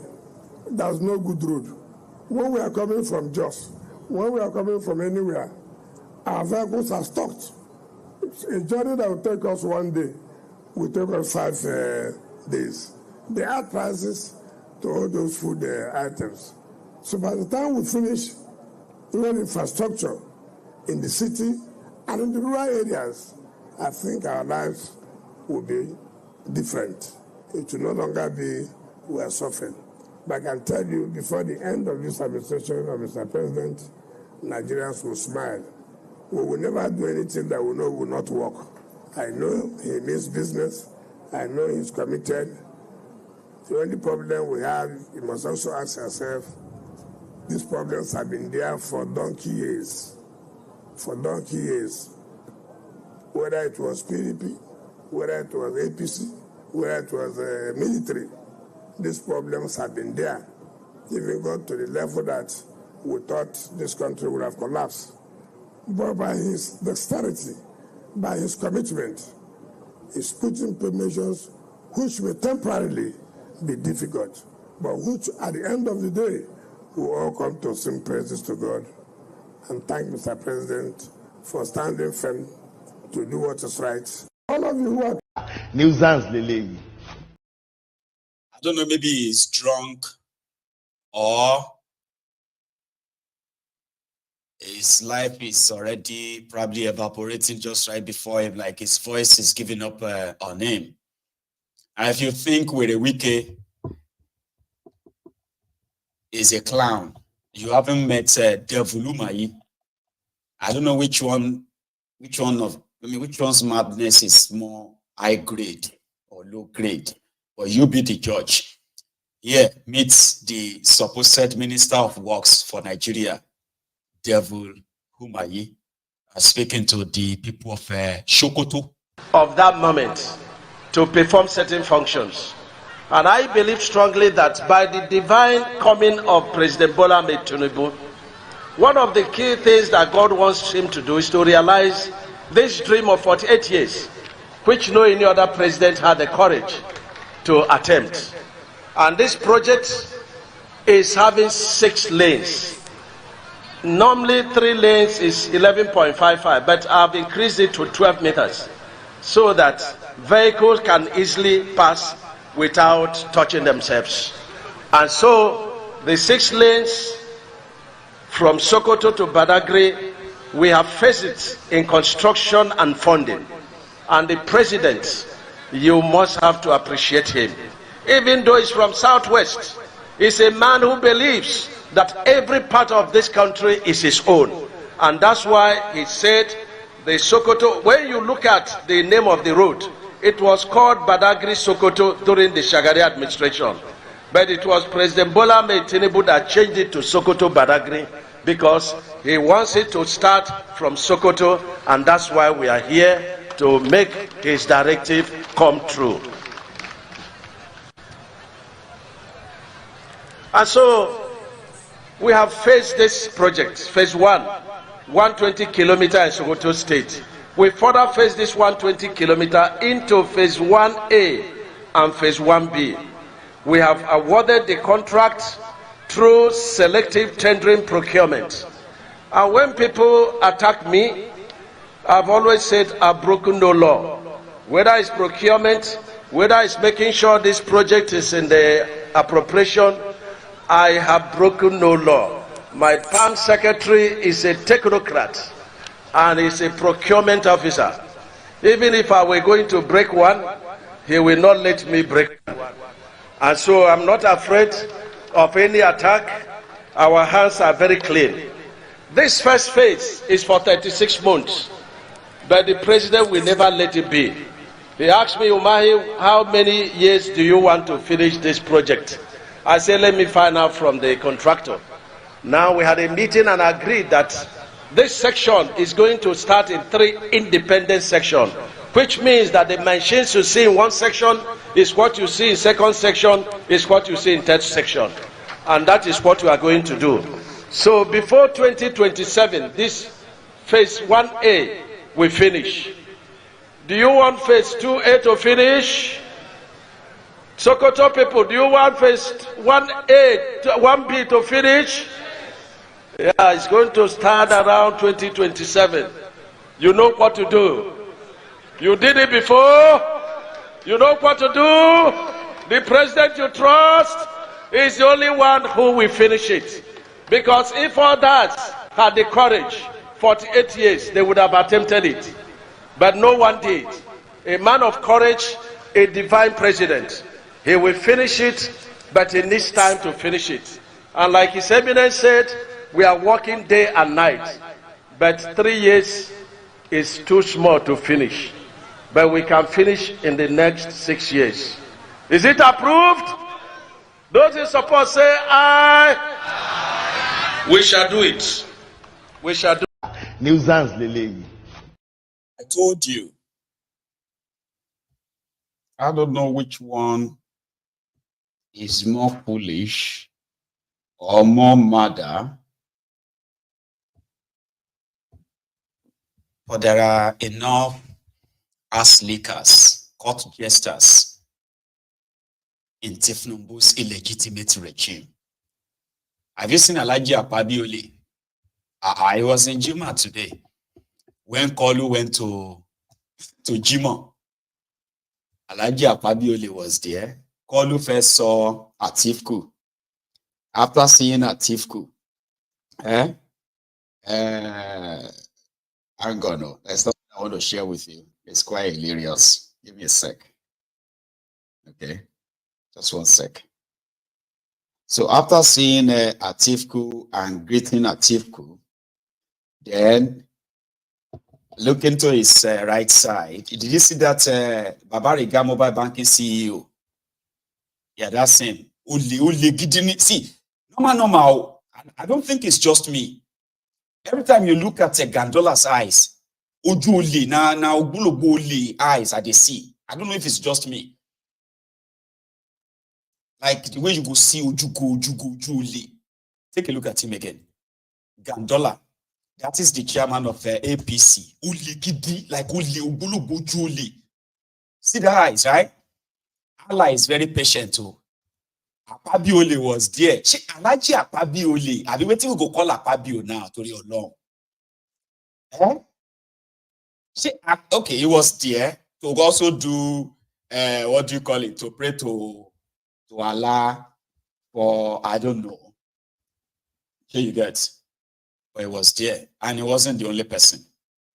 Another person that was spotted was Bukola Saraki. I'm trying to kind of put that up, but it's not popping up. So I'll share that with you. Yeah, Saraki.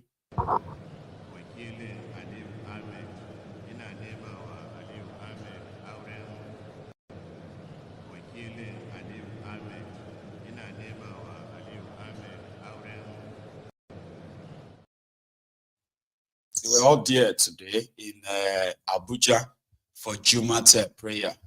See, my time is fast spent. I will just use this to say a very big thank you to all of us again. Last night, we had a guest here. You remember her? So who was supposed to have a book launch today. So there are some snippets from the event, right? So I'll share some of them with us now quickly. And apart from that, like, I need to say a very big thank you to all of you. So they had, you know, survivors who attended, including debating and what do you call it? Debating literary events for school children who came to debate the vices of human trafficking. Please enjoy. Human trafficking and the subject in secondary school. Before I proceed, I would say human trafficking is a deadly behavior that must be curbed. But firstly, let's define human trafficking.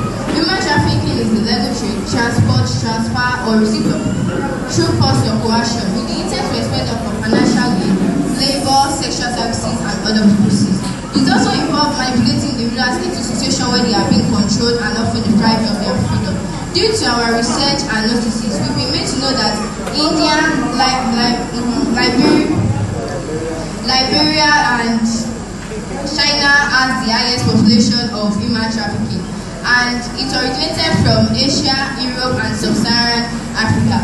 Here are some types of human trafficking. Organ trafficking. It involves exploiting individuals, removal of organs from individual without their consent or for sales in the black market. Sex trafficking. Exploitation of individual for sex. Child trafficking is the exploitation of child under 18 for any form of trafficking. And lastly, labor trafficking is the exploitation of individual for forced labor which they are not paid for. Now let's look at some likely causes of human trafficking. I would say the causes of human trafficking are often interrelated and complex. The first cause of human trafficking is poverty.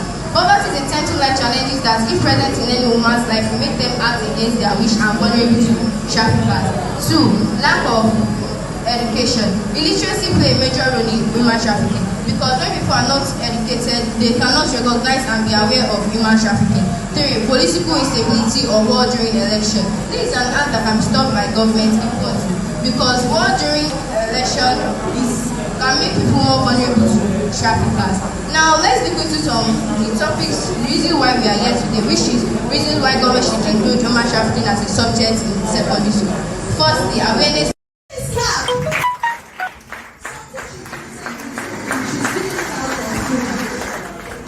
For the winners, you'll be getting one copy for yourself with her signature on it. So please. I'll be adding for the winners, I'll send 5,000 naira each.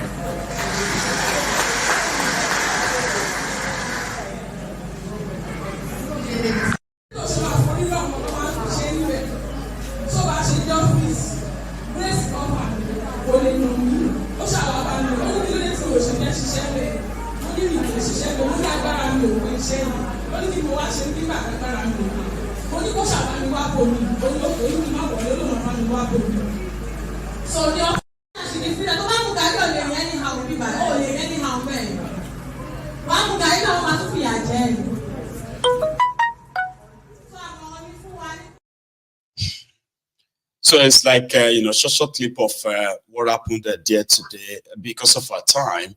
But I'm going to leave you with one, a very quick one. A young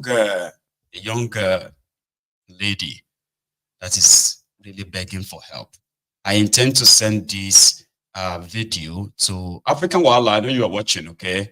And I don't know if you have seen this. I do not know if this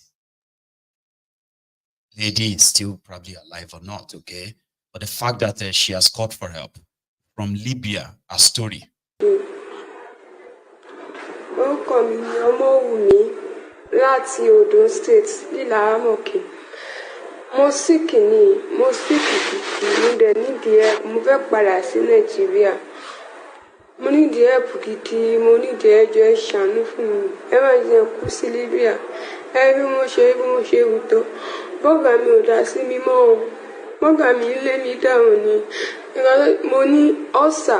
Ọ̀rọ̀ tó ṣẹlẹ̀ nìyẹn. Ó sì àwọn tí àfẹ́sì ní tí mo tó ti jẹ gbogbo inú mi ilé jẹun láti bí oṣù kan sí ògì ni mò ń mọ́ ní kíkọ́.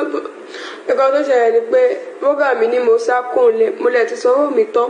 Nǹkan tó ṣẹlẹ̀ ni pé kí ni nǹkan tí ẹ ṣẹlẹ̀ gan? Ọjọ́ yẹn mo síkì. Mo lè sọ pé bọ́gà mi fẹ́ lọ tọ́jú ara mi pé mo dẹ̀ ní ìdòwò owó mi wà lọ́wọ́ wọn gbà ẹ̀. Mo ní ìdòwò ẹ bá mi sẹ́lẹ̀ fún ìyá mi yòókù mo fẹ́ lọ fi tọ́jú ara mi. Wọ́n fún mi ní owó tí màá fi tọ́jú ara mi. Wọ́n ní kí n máa lọ. Wọ́n gba síìmù mi. Wọ́n gba síìmù wọn ní kí n máa lọ. Mo lè sọ fún wọn pé mo fẹ́ lọ treat ara mi. Wọ́n ní wọn ní dì mí mọ́. Mo ní kò sí problem. Àtìgbà yẹn mi ní nọ́mbà wọn. Mo ṣe wá ní nọ́mbà wọn nínú ọdún yìí ni. Mo dẹ̀ sì bẹ̀ wọ́n.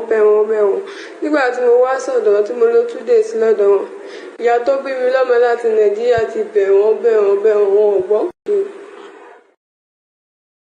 So I hope, because I mean, I don't know how you do it, but she made a video that she is currently trapped in Libya. She was trafficked to Libya, where they collected her phone, SIM card, and she's unwell. She's suffering from ulcer. According to her, she's not been able to eat well.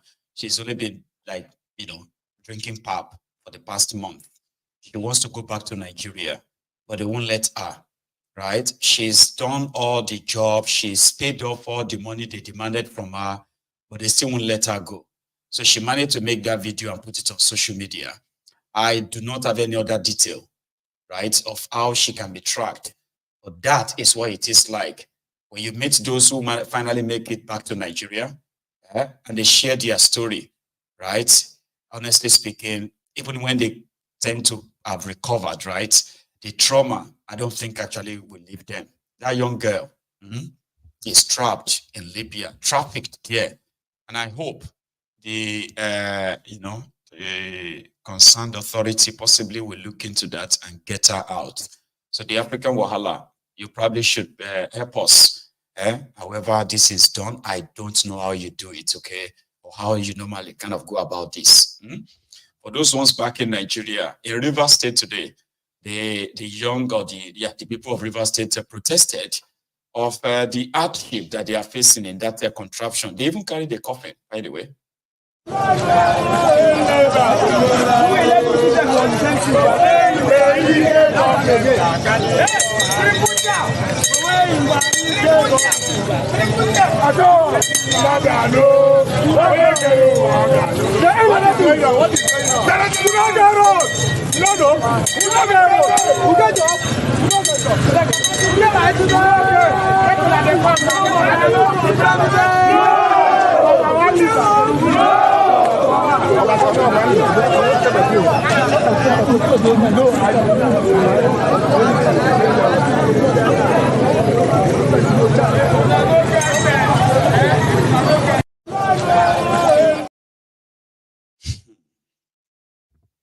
And on that note, we come to the end of this chapter. Oh yeah, this part of the chat this evening. So thank you so much, everyone. And I am going to open the line. Yeah, sure. Let's have a chat. So you can still phone in and be part of this, make your own contribution and all that, okay? Also, to everyone else who usually ask, how can we be of help or support this platform? This is what you can do. If you are not, using the PayPal as it is on the screen, yeah, the one that is scrolling under there, right? That's how you can support my platform. Apart from the sharing, the liking, and then the super chats. So to say, you can buy me a coffee. I kind of you get a lot of response on that. So what you have to do is that if you are interested, My Egun's Diary Politico, what you have to do is take out your phone, put on the camera of your phone, and then just point it straight at the screen like that, and then that will be you. You will be able to get a link like this that can lead you to the right the right web where you can indeed support Mayegun. Others, remember, hear this, like it, and even subscribe onto the channel itself. If you actually enjoyed the chat this evening, I am going to be back in a minute or two. Okay? So, but if you have to leave as well, remember, share this. And if you haven't liked it as well, please do. Okay? I will be back in a minute or two.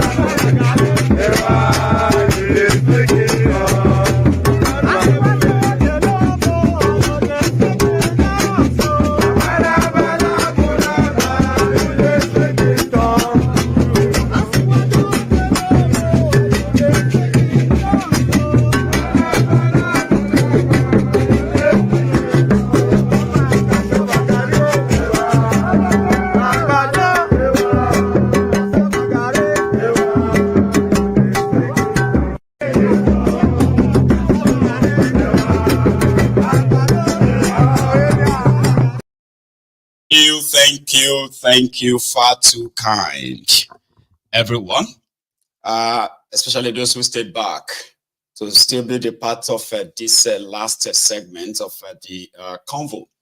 I have a caller, the first caller this evening. Hello there. Hello, my general. Hey, the African Wahala, the prince. How are you today, Baba? Yes, sir. I'm good. I'm a little bit exhausted because I was up late keeping up with the event, the book launch event from Adenike. Yeah. And it was successful. Man, I just want to thank you, the members of the Temple of Truth. You put a big smile on that girl and you've potentially saved hundreds of people. Even if we potentially saved just 10 people, that is still a solid impact. So we are really grateful for this opportunity. We are grateful that people also have the resources to donate. And most importantly, we have the vessel, which is Mayegun's Diary Political, to have these types of conversations and have a positive impact on the world. So thank you so much. To be able to help. It was a wonderful experience for everyone, I would say. It's great. Yeah. And she was just in the chat now. She doesn't have a phone because her phone is broken. She was typing in with someone else's contact there. I told her to try and repair that phone and, join us on the Temple of Truth with your actual name and, just be a part of the conversation. Is she watching, you mean? Yeah? Yes, she's watching actually. Oh, She's watching with the username. Her username is Johnson Morire Damilola. Oh, that's brilliant. Yeah. And where is that? Yes. On Yes. Facebook or YouTube? On YouTube. Oh, brilliant. Johnson Morire Damilola. Yeah. That's Well, fantastic. thank She you. should just Thank you know that so much. we love her. And if affection can speak, right, she should be hearing us loud and clear right now that, yeah, there are people who actually really love her and what she's doing. Okay. And we hope that she is there to possibly touch and touch as many lives as possible. Yeah, that's brilliant. Yes, sir. Yes, sir. Thank you. Thank you. Thank you so much. And if I can encourage the people in the temple, please, please, my people, come on. We can do better than this. 616 likes out of 1,500 people. Let's get it to at least 1,000. Just click on the like button. Thank you so much. Bless you, the African Wala. Okay, you take some rest as well, man. All right, good job. Yes, sir. That's Thank you. brilliant. Listen, if you haven't really liked the broadcast, please do. I know some people who usually watch, right? And they are very much active, commenting and all that, and like it too. But make sure that that's when you like it and you see that thumb up, thumb blue, it shows that, yeah, you've liked it. Just once, it's okay. One, it's fine. Yeah. Hello there. Hello. Hello, sir. Can you hear me? I can hear you. I can hear you very well. Fantastic, Baba. Please. So recently, I saw, in the East, Alex Oti is funding himself billions of naira for car, for this, for that. And I was looking at the comment section. I was saying, people were saying, oh, he has done something. At least let him enjoy himself. What has he done? Typical Nigerians. I'm not surprised. All because of bus stop. All because of bus stop. I don't think that guy has spent up to 1 billion naira on investments in that state. So that is when I realized that, man, Nigeria is not changing anytime soon. But have you Any hope forgotten that that people love their own oppressors and their own criminals differently? They will tell you, this one is God-fearing. This one is this one is that. And they're always there to defend them anytime, any day. You know that?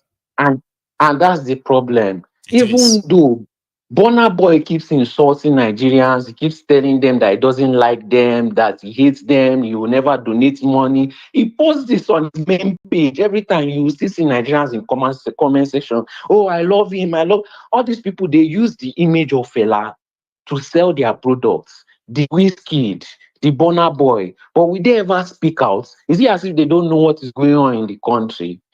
No. So I've lost...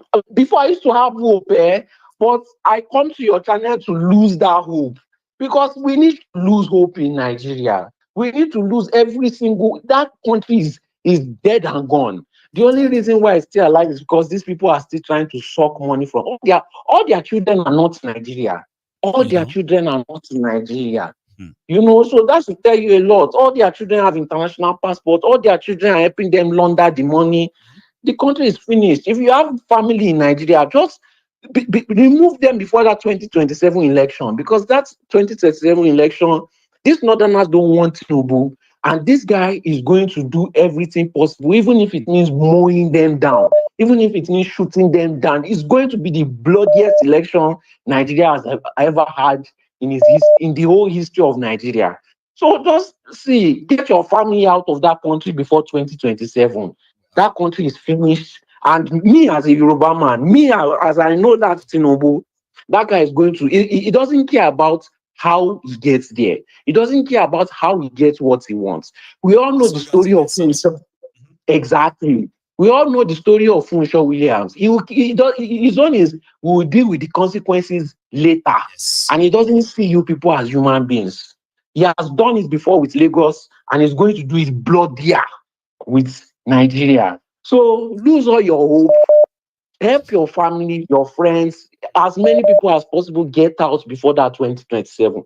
Such a disgrace. We are over 20 million Nigerians outside Nigeria. That is a whole country. A whole country like that. The only time that it is ever going to be serious is if These people have taken war. They've brought war to us. They are fighting us. It's just that we are The not weapons fighting them passion back. against us now. I've been saying that myself. If people can sit down and just look at the actions of these guys, you realize that they're after your life. They are after our life. Exactly. And all of the actions is after our life. Take our job, take our source of livelihood, and render us hopeless, render us poor. Everything that can take away our life. That's what they stand for. Until we are ready to take the war to them, that country will never be saved. Time shall tell. That is it. So thank you for your work. I believe at one point you have 5,000, 10,000 viewers because people will begin to see the truth. They cannot deny it. It's growing in that place. We should be grateful. We are seeing 2000, 2002, 2005 once in a while. You're talking about 5,000. They will have no chance because deep down in their hearts, they know the truth. And once hunger strikes, they will not be able to lie to themselves anymore. They will have no choice. So thank you for your work. Have a good one, bro. All right. Stay safe. Here is another caller. Hello there. Can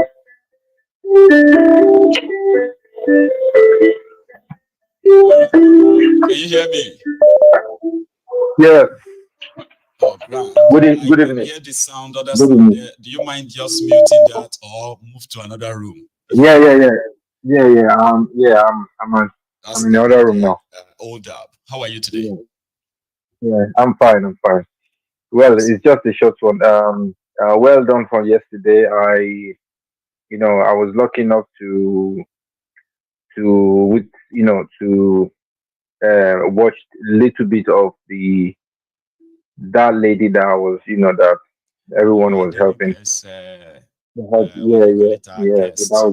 was wonderful. Yes. There's something about this platform that sometimes it is not the crowd that really matter. It is the quality of the crowd. We were not so many yesterday, but guess what? We raised over 2 million naira for her. Over 2 million naira. In the space of that was great. Yeah. Towards the end, at least I managed to to contribute my own little way. So bless you. Yeah. So is this Devoluma, is he campaigning for Tinubu for 2027? Yeah, in campaign mode now. There's nothing called governance anymore.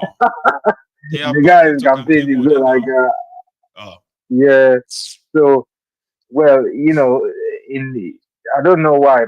Look, Nigeria really they need to switch off the engine and kickstart again. Things have to be reshuffled. Things have to change. And like we've always said, that because even if you try in their midst, if you try to antagonize them in any way, they will look at you like you are strange, like you are not. Yes, and then of course nobody would want to be perceived that way, especially when they are being given money. Money speak louder in their own words. That's what the whole thing is. So I just want to thank you again for what you are doing, and then we hope like I'm not talking about the Tinubu hope. I'm talking about the hope of Nigeria, where we start teaching the new offspring the different different values in Nigeria. Then we can hope that Nigeria have hope in the next 30 years or so. Because all these ones that are there now, there's no amount of talk or no amount of money or no amount of road that they want to build, because the road that they're building it from poverty to another poverty. So the road is not leading to anywhere down to poverty, right? And then I wonder, this their little mediocre politics that they are playing. So he went to go and start the road from Sokoto, so that he's like pacifying those ones there that okay, at least I started this one, and then it will end in the middle of nowhere where there's building any road. It's all so for yeah, I'm sorry, they're not going to complete any road anywhere. It's just so unfortunate, honestly, man. So anyway, so now this election mode they are saying. So who is going to be counter? Talking them, like counter them that okay, this is what you said you've done, but along the line everybody was suffering. There's every common man food staples is increasing in price every day. We are talking every day now, honestly. So this is not so why is the development, why are you building roads for what? Because they want the and food then to be cheap. apparently, Did you not hear with the wiki? With the wiki said they wanted the food to be cheap, so people should give it time. That's why they are building roads, so that people that are bringing their food to them, they need good. Oh, hold up, let me take another one. Yeah. Anyway, thank you so thank much. you very much. Sir. God bless you. That's our older. Hello there. Hello, Baba Mayigo. Comrade Akal. You made it to the platform tonight. How are you, sir? I made it to bless you, my brother. I can't wait. Good to hear from you, though. Yeah, I meet you. Yes, I was seeing all this thing that you were saying. I said, oh my God. In fact, I can't stop laughing when you are saying, look, Ojo, because, and I said to myself, look, Gandola, somebody will get Baba Mobile Bank in his Agbada. You are right. Do you know how much it took? $5 million bribe, sir. $5 million. Look at his eyes. No, I think you single out the gondola there. I said, look, all of them, look at all of them there. I see Saraki, they're terrible.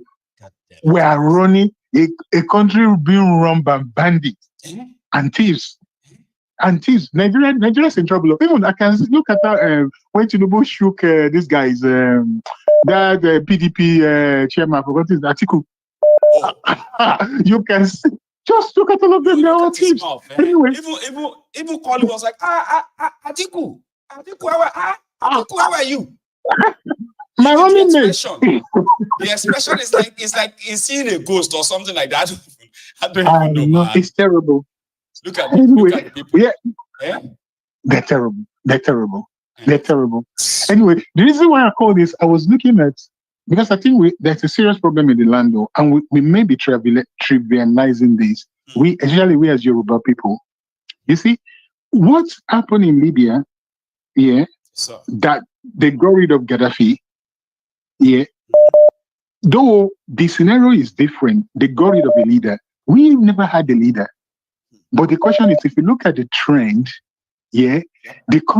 our country has been deteriorating since the day of Awolowo, and it's been gradual, and we are watching. And what is the rationale behind this? Is because of corruption and people stealing. And if you remember, the reason why the coup in the First Republic came is because of the people that said corruption was very high and that they wanted to clean up.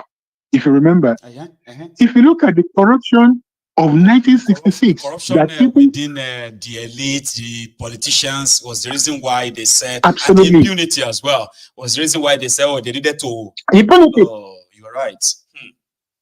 Clean up. If you look at that corruption and the impunity, then can we compare it to what it is now? The answer is no. Why? Because they were not successful during that particular period. You see, then the thing was growing gradually. Even in Yoruba land, if you see, look, those hooligans that do not have a job, gradually, like Adela Kumabi, whatever that guy is in Ibadan, before you know, Adedibu, that's the one, you got it. In Ibadan, he took, and then there's another one called Adela Kun as well, if I'm right. They're just moving like a politician. I think that one was like a musician.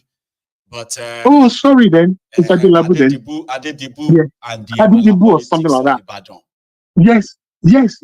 This is how they grew. Look, that's how they grew. And then suddenly they start contesting and they start being the Lord.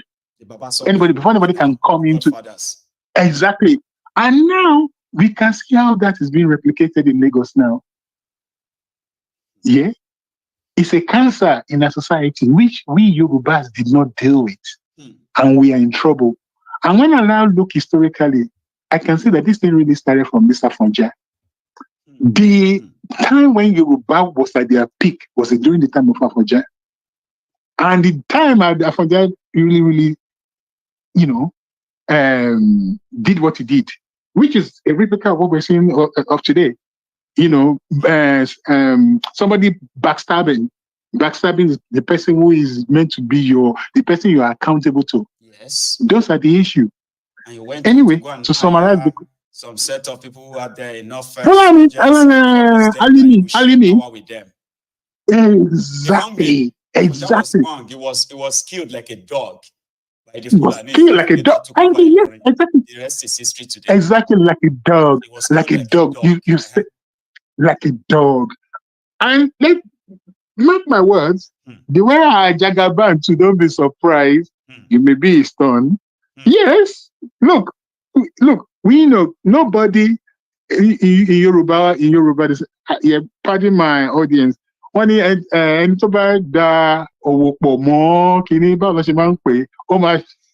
going to make a loss. So what I'm trying to say, Yoruba, we have this saying that if you go and meddle your business with somebody who is not fit for that purpose, you are bound to make a loss. We can see it in the case of Abiola. Even Awolowo that didn't want to, he got caught up. Fail to learn from history is bound to repeat it. You repeat the same mistake, and that's what we Yorubas, that's what we are seeing now. Tinubu is not going to do this one free. I'm pretty sure. He won second term. You see that guy talking that the road that goes from Lagos, A1A, 1B. They're just the news. Gestures, Exactly. To summarize here, what I'm saying quickly too, that Devolumai, sir, it was the PDP government, okay, from Ebonyi State. Then the Fulani terrorists took over his state. They started killing people, kidnapping them. There are still videos. You can go online and search for Devolumai appealing to the Ebonyi people after the Fulani's attack. Okay, then Bokwari was their president. So they now promise that if he stops the ESN IPOB guys from going after the Fulanis there, the Bokwari and the power that be, they turned him down to be the next president, the first Igbo president. I love. But he needed to do something. He needed to clear the place and stop this Nnamdi Kanu and his people from going after the Fulani. So he went after his brothers. Then he should go on and join APC. Guess what? One single day, he just decamped to APC. He started. I mean, I'm going to go look for that video. I keep telling people because I've played it on this platform before, right? Then he just joined APC, and you know what? He now pledged that if Nnamdi Kanu won't play ball, they will set up an alternative. They want to kill him. They will set up an alternative ESN. And they did. It's called Ebubeagu. I'm following that one. Terrorists, they started going after the ESN. They're going after themselves. And they're calling them terrorists. Absolutely. So at the end of the day, they couldn't make him the president. Today is a minister that is helping Thiefnubu. Oh dear man. And that's the best. That's the best it's going to get. End of story. The story is a very sad one. But it's a sad one. No, and that's another what do you call it, Afoja from the east. Yes. Him and this Uzodima, because I've seen I've seen some article. That one cannot go back to his village.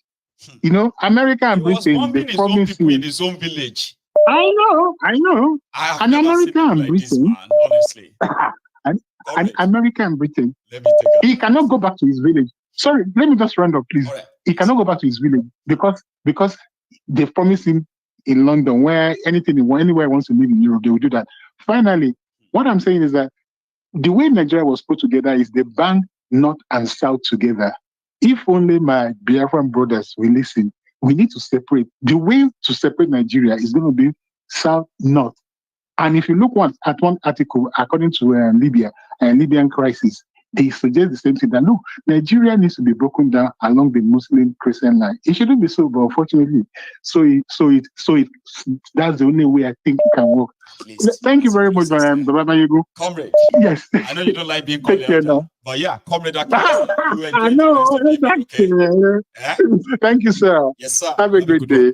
So that's a very beautiful one. And yeah, Comrade Akinola is is actually the deputy leader of the Yoruba Union.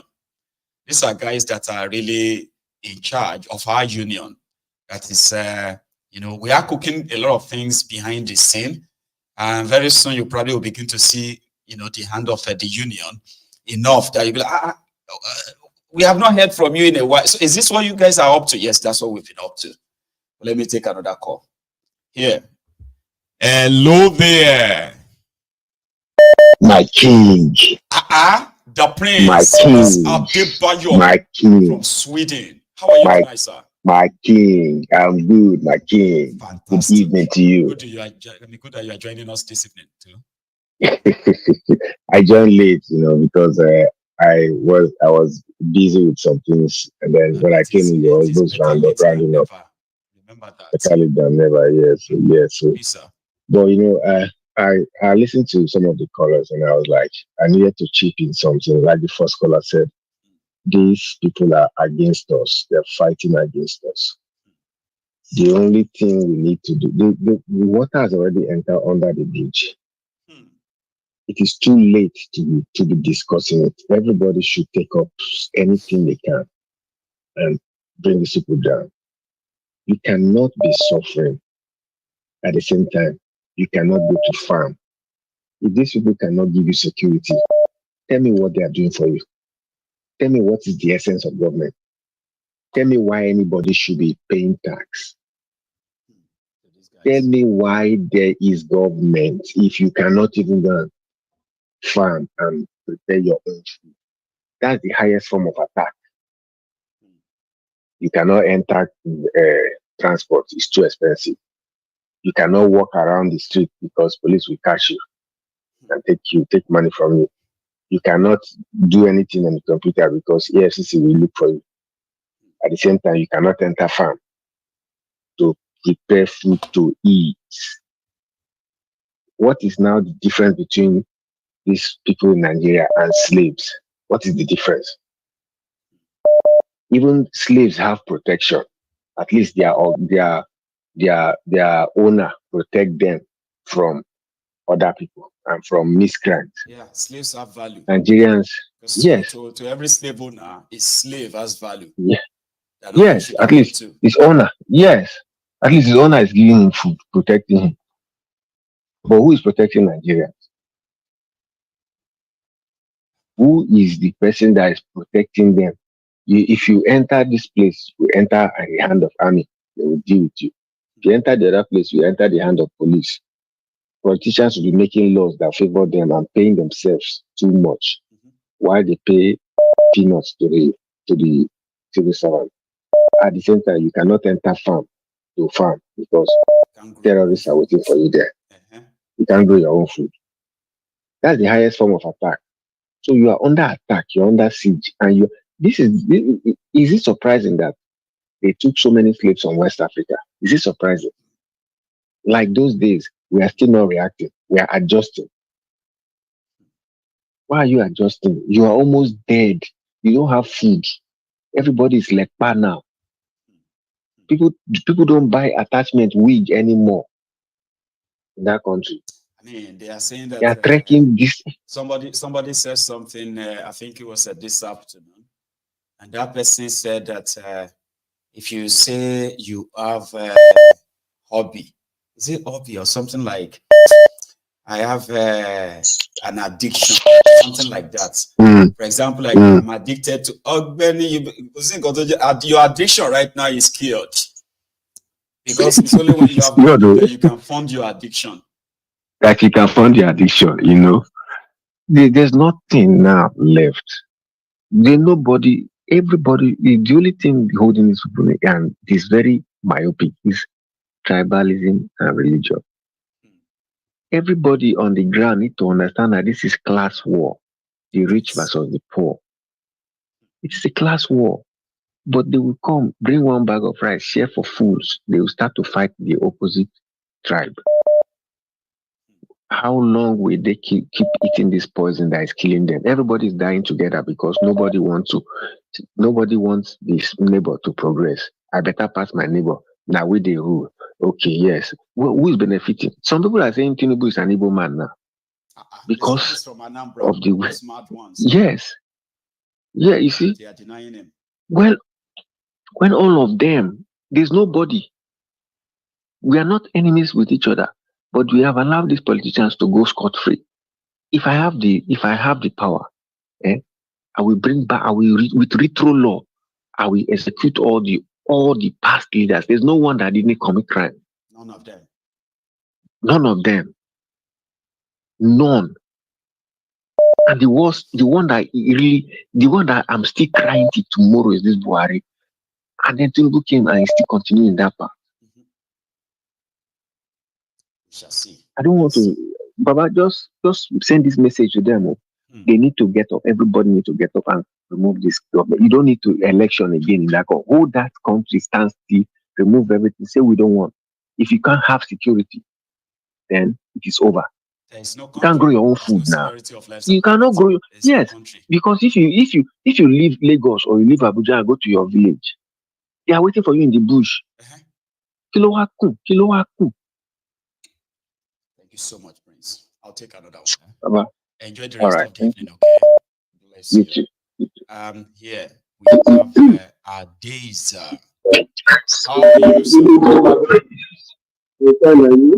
I'm very well, oh. Thanks for asking. Thank you for the work you are doing. Thank you so much for being there. Please. The issue of the improvement of Sharia as a national law in Nigeria. Did you watch that part? Did you see the conversation? You see, from the onset, do you mind coming closer to the phone, right? I'll go to another room because I can hear myself back. Okay, can you hear me well now? Hello? Yeah, I can hear you now. But we can still hear the echo as well. Hello, yes. Yeah, go on. Let's try it. Go on. I said they are supposed to be part of our constitution because no state in Nigeria is 100% Muslim. No. Sharia, in the first place, is a violation of the constitution. These people that are trying to make Nigeria Islamic state, what is the benefit of a Muslim president, vice and president? What have they improved in our economy? What has it changed? What has that done there? Muslim president, Muslim vice president, what has it changed? Rather, it has made Nigeria worse off. Everybody is crying in the north, in the east. Most states, most local government in the north have been declared ungovernable because the kidnapper, the band have taken over. This useless, to use that word, have not been able to come to the house and persuade the military to recover this very local government for them. No. Yes, you want to nationalize Islam in Nigeria. Yeah. They want to legitimize terrorism. That's what they want to do. I also blame our Christian brother too. And I'm not saying it because I'm a Christian. Yeah, they don't understand things. This issue of IOC has been done with the put Nigeria and IOC, or they will not be able to come up and say this issue is against our constitution. Even when they have a Christian president, they never do it. They keep on following them. When they think that the Muslim ticket will not work. Yes, you actually know that Nigeria rejected APC generally, but they forced themselves through INEC and the military and other. But the Christians come out to protest and say, no, this such thing must be done. Everybody has it there. By the time they succeed in enthrowing their Islamic law in Nigeria, finally, those churches will have restrictions. That's what some of them doesn't know. They will tell you don't build church here and you cannot build it because they will use the same police, army, and the rest of everything. So it's because Nigeria is still one. That's why some of them can still go to church and pray.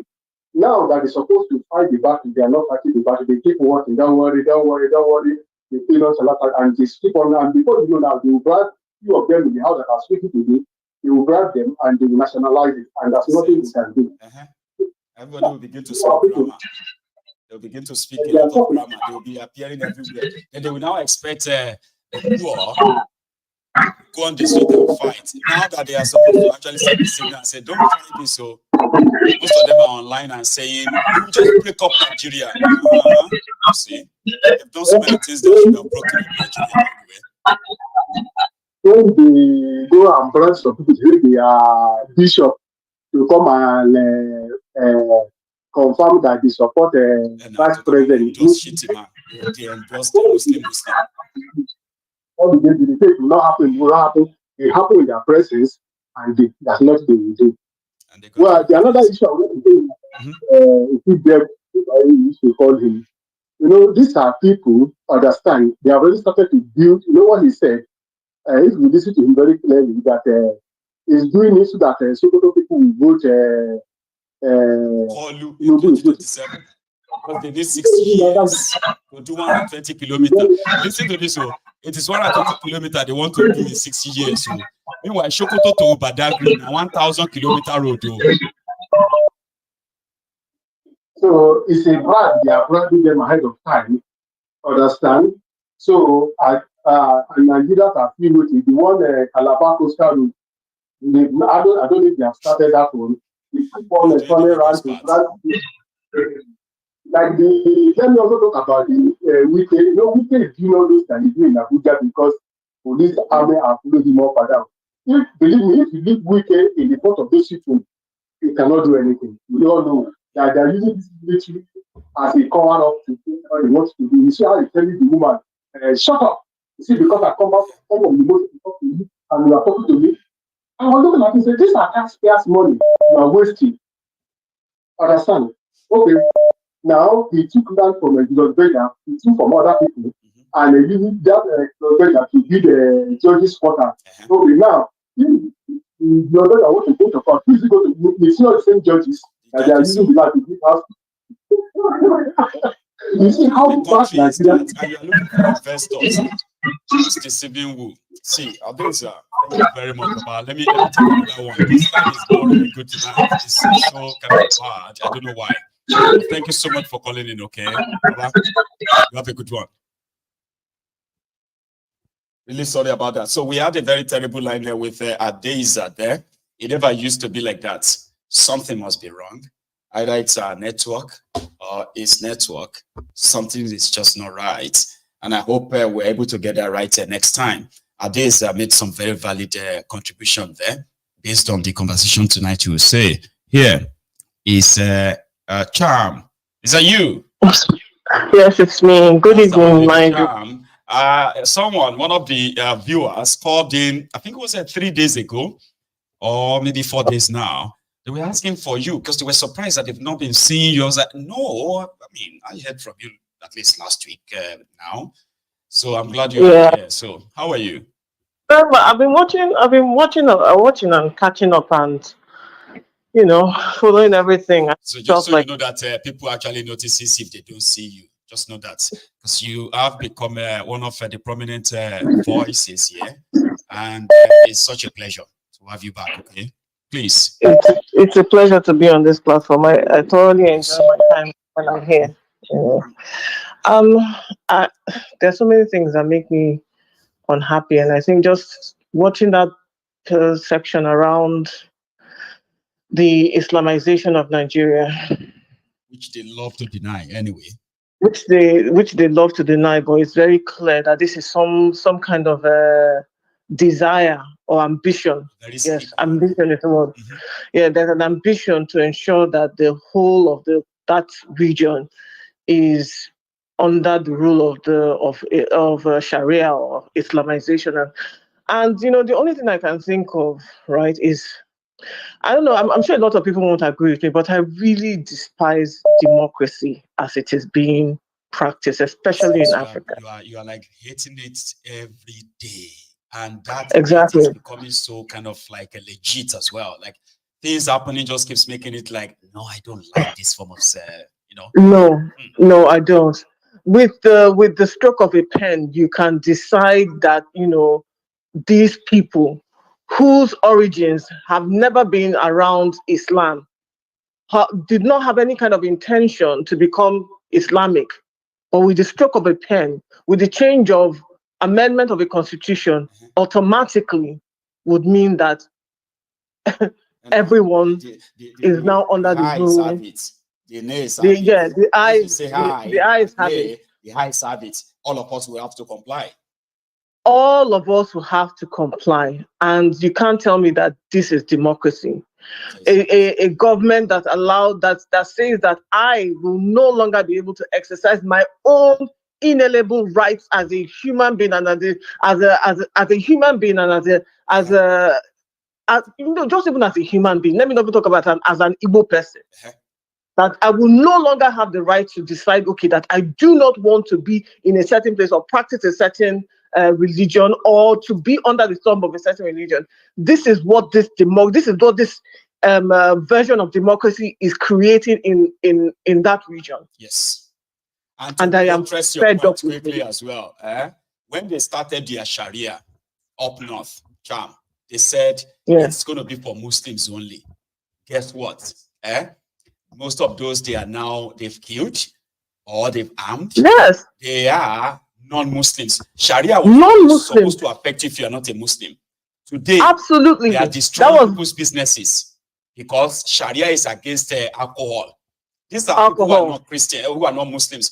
So that's how they will say it to you, to some of our viewers who probably will say, but Sharia is for the Muslim. No, it's not. Nigerian version of Sharia.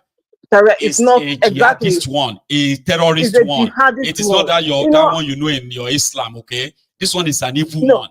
And we have seen them try in northern Nigeria today. And like you said, this is my good diary political. This is something that you covered, right? So we know, you and I know that this thing is not just exclusively for Muslims. No. They take it out and they include every other person. That's right. Whether or not, even as they're screaming at the top of their lungs, but I am not Muslim. Which means I'm allowed to do what I am doing because I am not part of your religion. But no. They still insist. People, like you said, people have been killed. People have been maimed because of this so-called Sharia law, right? Even though they are not supposed to be covered by that law. So at this point in time, really, I think the point I'm trying to make is that I think there's a point where you have to say enough is enough. And I think we are there. Yeah, we're there. I think we're there. I believe we're there. Otherwise, if we say we're not there, then let us just leave everybody. Because like you said, they'll still pay off some useful idiots and they'll let it pass. Let's know whether Nigerians will then wake up. Do you understand? And say, you know what? This is no longer a country. I no longer want to be part of this region if we're going to be covered by this so-called Sharia law. And something the previous caller said, that what has the Muslim ticket done for us? No, it has only brought poverty and everything. Listen, even if the Muslim ticket brought wealth, abundant wealth, do you understand? Everybody is, in fact, we are living in excess. A lot of people will become Muslims like in this way. You know what Peter Obi said about this? I'll tell you something. He said, if there is a place where Muslims are getting cheaper fuel, cheaper food, and safe, in Nigeria today, a lot of people will turn to Muslim. Yeah. You know what I mean? What he's trying to say there is that these guys don't have religion to start with, okay? Because they do not care whether you are a Muslim or a Christian or whatever, whether you are a northerner, a southerner. These criminals don't give a damn.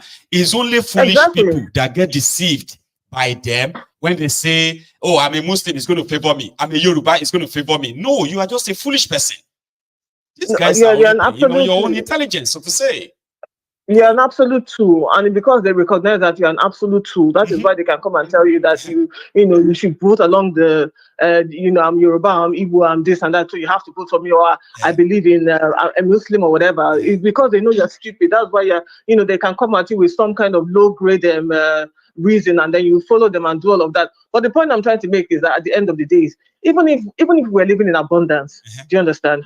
I want to have my inalienable rights to be who I want to be. You can't make me. You shouldn't be able to make me. And no constitution under this, God's green earth should be able to dictate to me that I should become something that I do not want to be.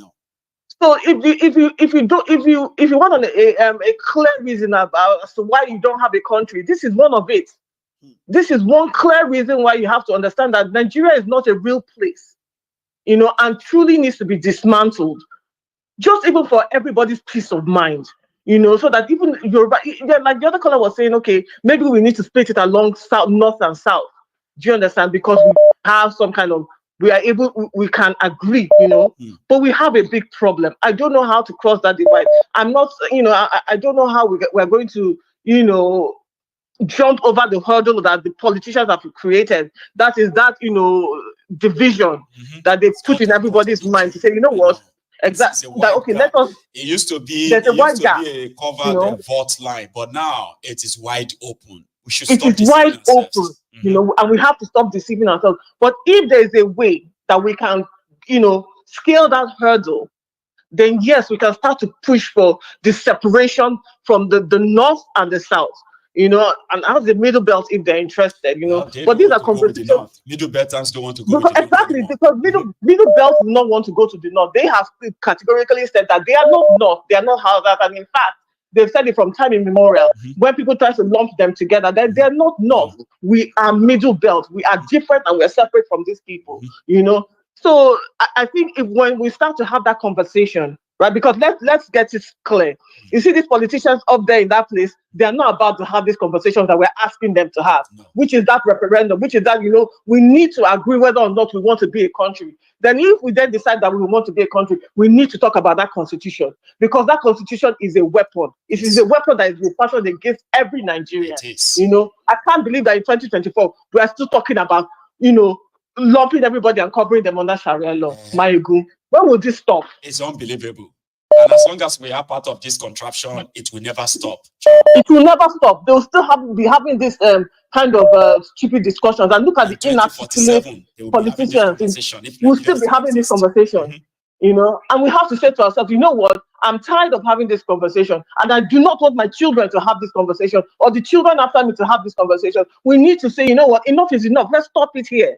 Let's have those conversations. We need to be pushing for these things. God bless you. My God, God bless you and what that you're doing. I don't know how you do it. For being part of it as well. Okay, you stay safe. All right. Yeah, it's Austin. Is that you? Hello there. Hello, Mayegu Baba. Mayegu Baba. Yes, sir. Austin, you have our time. Yeah, good evening, Mayegu. Yeah. How are you? Yeah, definitely. I'm fine. Are you? Well, I'm very well. Always, I'm here. Thank you. Anyway, I couldn't. So most of the times when I tried to call, I couldn't get in. I was surprised. Even now, I tried a lot of times. You know how it is now. Yeah. It's always like once I look at my screen and the caller is rounding up, whoever is on the screen, the next caller. It's always that way. Yeah. I'm hoping that you see, people have advised me to have, but there's this software, right? This app, right? That can allow me to have about 4 lines. So everybody will call me, and I can put everybody on hold. But I'm like, what's the difference? If somebody doesn't finish talking, we don't connect the next one. So what's the point? So it's almost the same. I'm glad you are still here, dude. Anyway, go on. Yeah.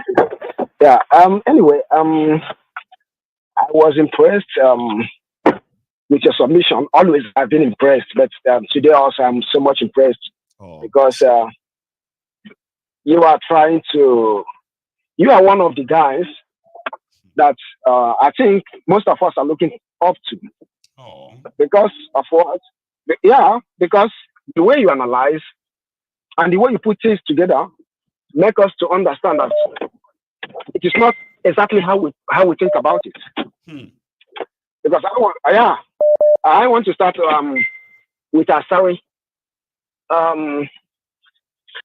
You know, a lot of people will come with the narrative and say, yeah, you see, Asari is insulting the Yorubas. The Yorubas are betrayers.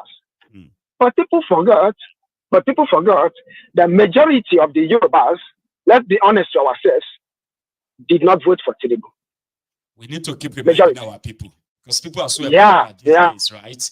I don't take offense. You see, somebody like me don't take offense all the time. Because if I should be, one thing, if I should be taking offense based on what I read on social media, right?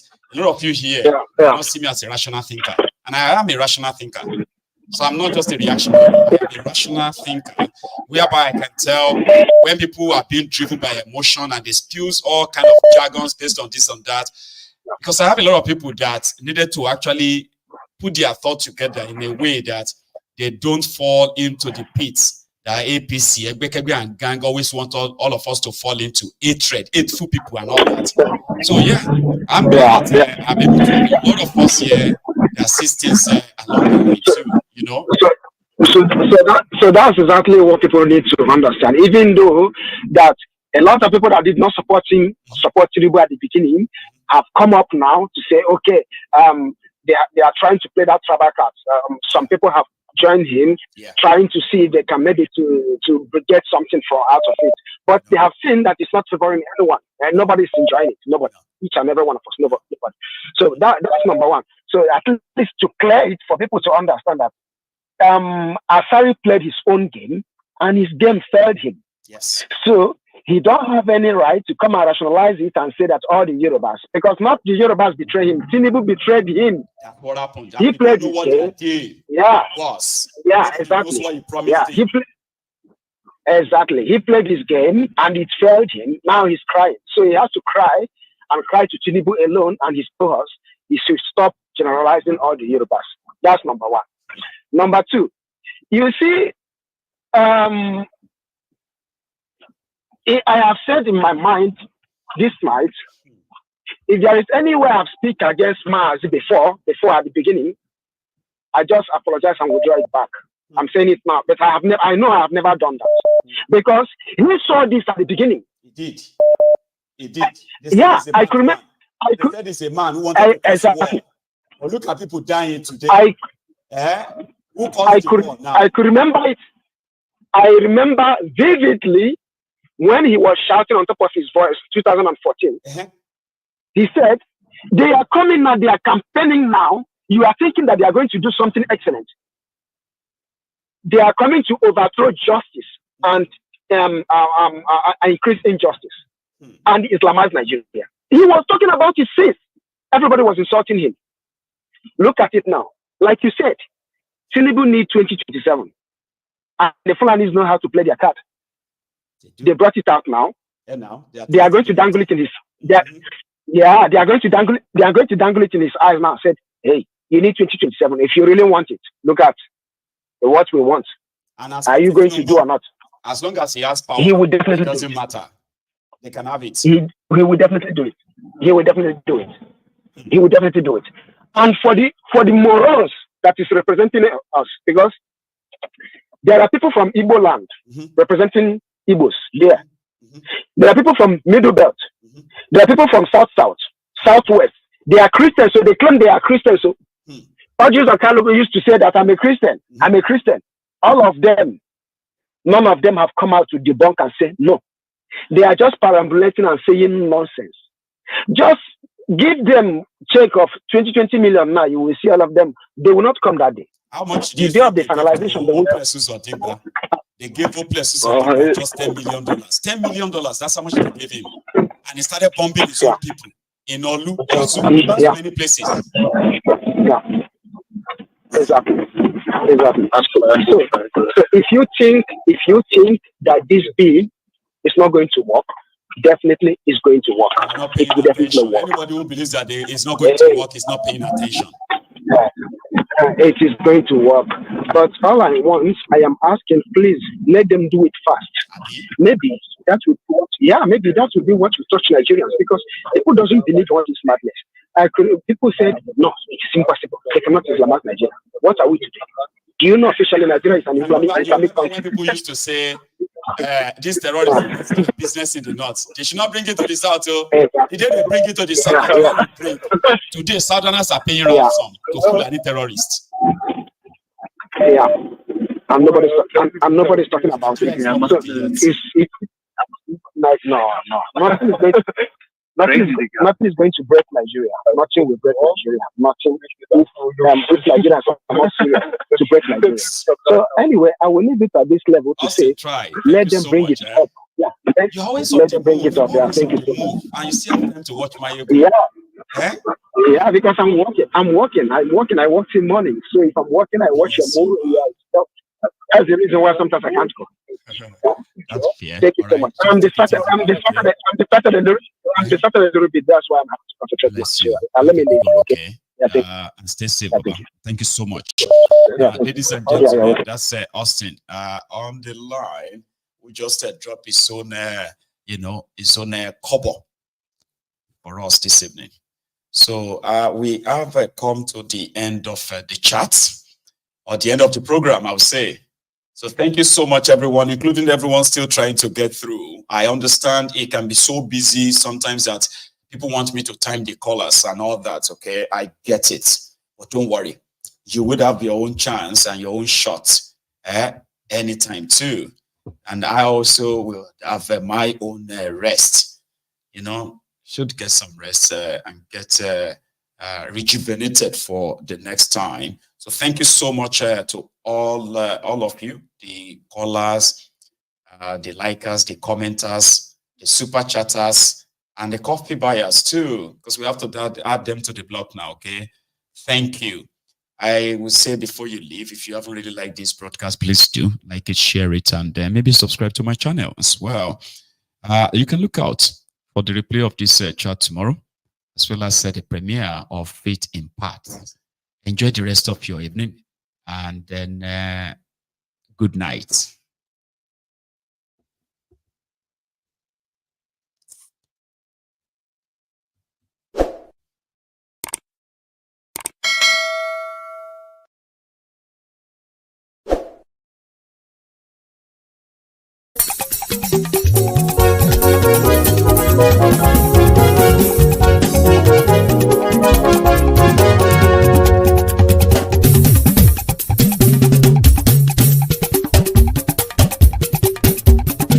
Mayegun làwa mọ̀ làmọ̀ tó dòdòdò. Mayegun dayari Mayebi number one. Mayegun làwa mọ̀ làmọ̀ tó dòdòdò. Mayegun dayari Mayebi number one. Mayegun ti dé o ọ̀rẹ́ ara ìlú. Mayegun dayari Mayebi number one. Lórí Facebook, lórí YouTube. Mayegun dayari Mayebi number one. Gbogbo bó ṣe ń lọ ni Mayegun já wa sí. Mayegun dayari Mayebi number one. Àṣírí ọ̀jẹ̀lú kì í bò níbẹ̀ o. Mayegun dayari Mayebi number one. Bó bá ṣe eré àní Mayegun máa wí. Mayegun dayari Mayebi number one. Ó sì tún ṣe eré wàá gbọ́ níbẹ̀ o. Mayegun dayari Mayebi number one. Mayegun dayari politico. Mayegun dayari Mayebi number one. Godfatherism kò sí lọ́rọ̀ Mayegun. Mayegun dayari Mayebi number one. Ẹ farabalẹ̀ sẹ́ o kẹgọ́rọ̀ lẹ́nu o. Mayegun dayari Mayebi number one. Àní Mayegun làwa mọ̀ tó dòdòdò. Mayegun dayari Mayebi number one.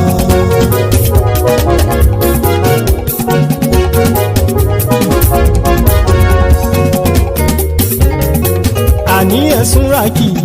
Mayegun ti dé. Mayegun ti dé. Ọ̀jẹ̀lú ẹ̀sùn ràkì.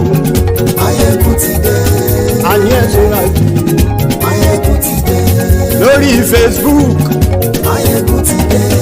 Àní ẹ̀sùn ràkì. Mayegun ti dé. Lórí YouTube. Mayegun ti dé. Àní ẹ̀sùn ràkì. Mayegun ti dé. Bọ́ bàbá gbé wúrẹ́. Mayegun máa wí.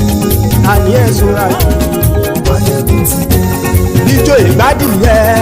Máyégún máa wí. Àníyàn sọ́ra jù. Máyégún ti dé. Bí pẹ̀sìdó bá rúfin o. Máyégún máa wí. Àníyàn sọ́ra jù. Máyégún ti dé.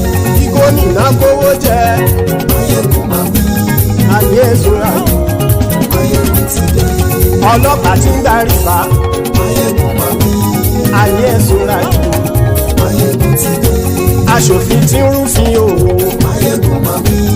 Àníyàn sọ́ra jù. Máyégún ti dé. Òpùrọ́ olóṣèlú. Máyégún máa wí. Àníyàn sọ́ra jù. Máyégún ti dé. Ọ̀jẹ̀lú ẹ̀sùn ràkì. Máyégún ti dé. Àníyàn sọ́ra jù. Máyégún ti dé.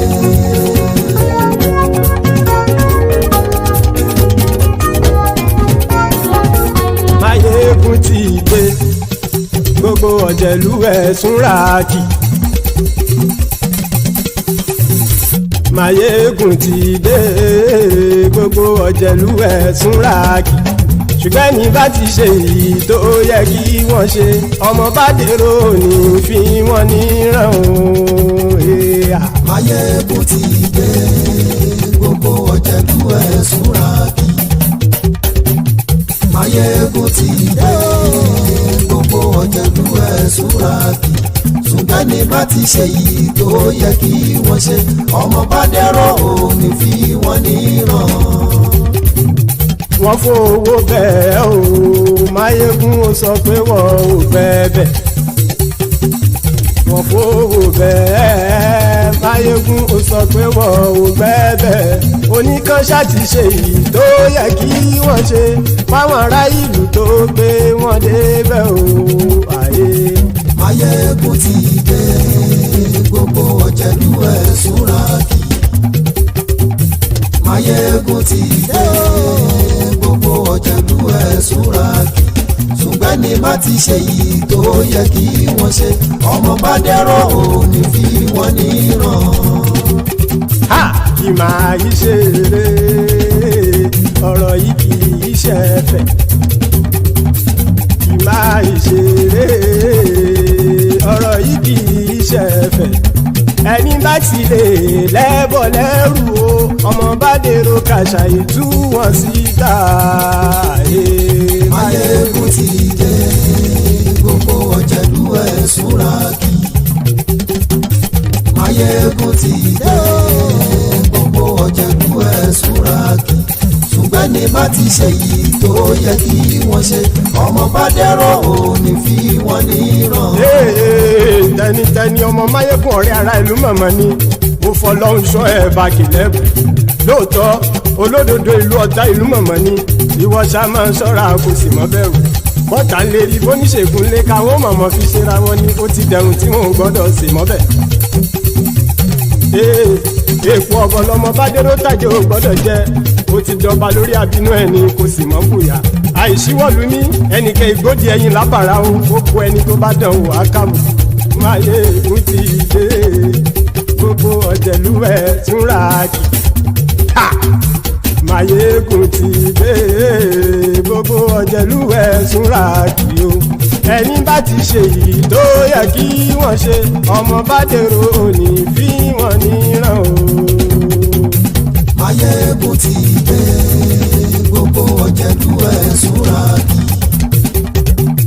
Máyégún ti dé. Gbogbo ọ̀jẹ̀lú ẹ̀sùn ràkì. Ṣùgbọ́n ní bá ti ṣe yìí tó yẹ kí wọ́n ṣe, ọmọ bá dẹ́rọ̀ ò ní fi wọ́n níran.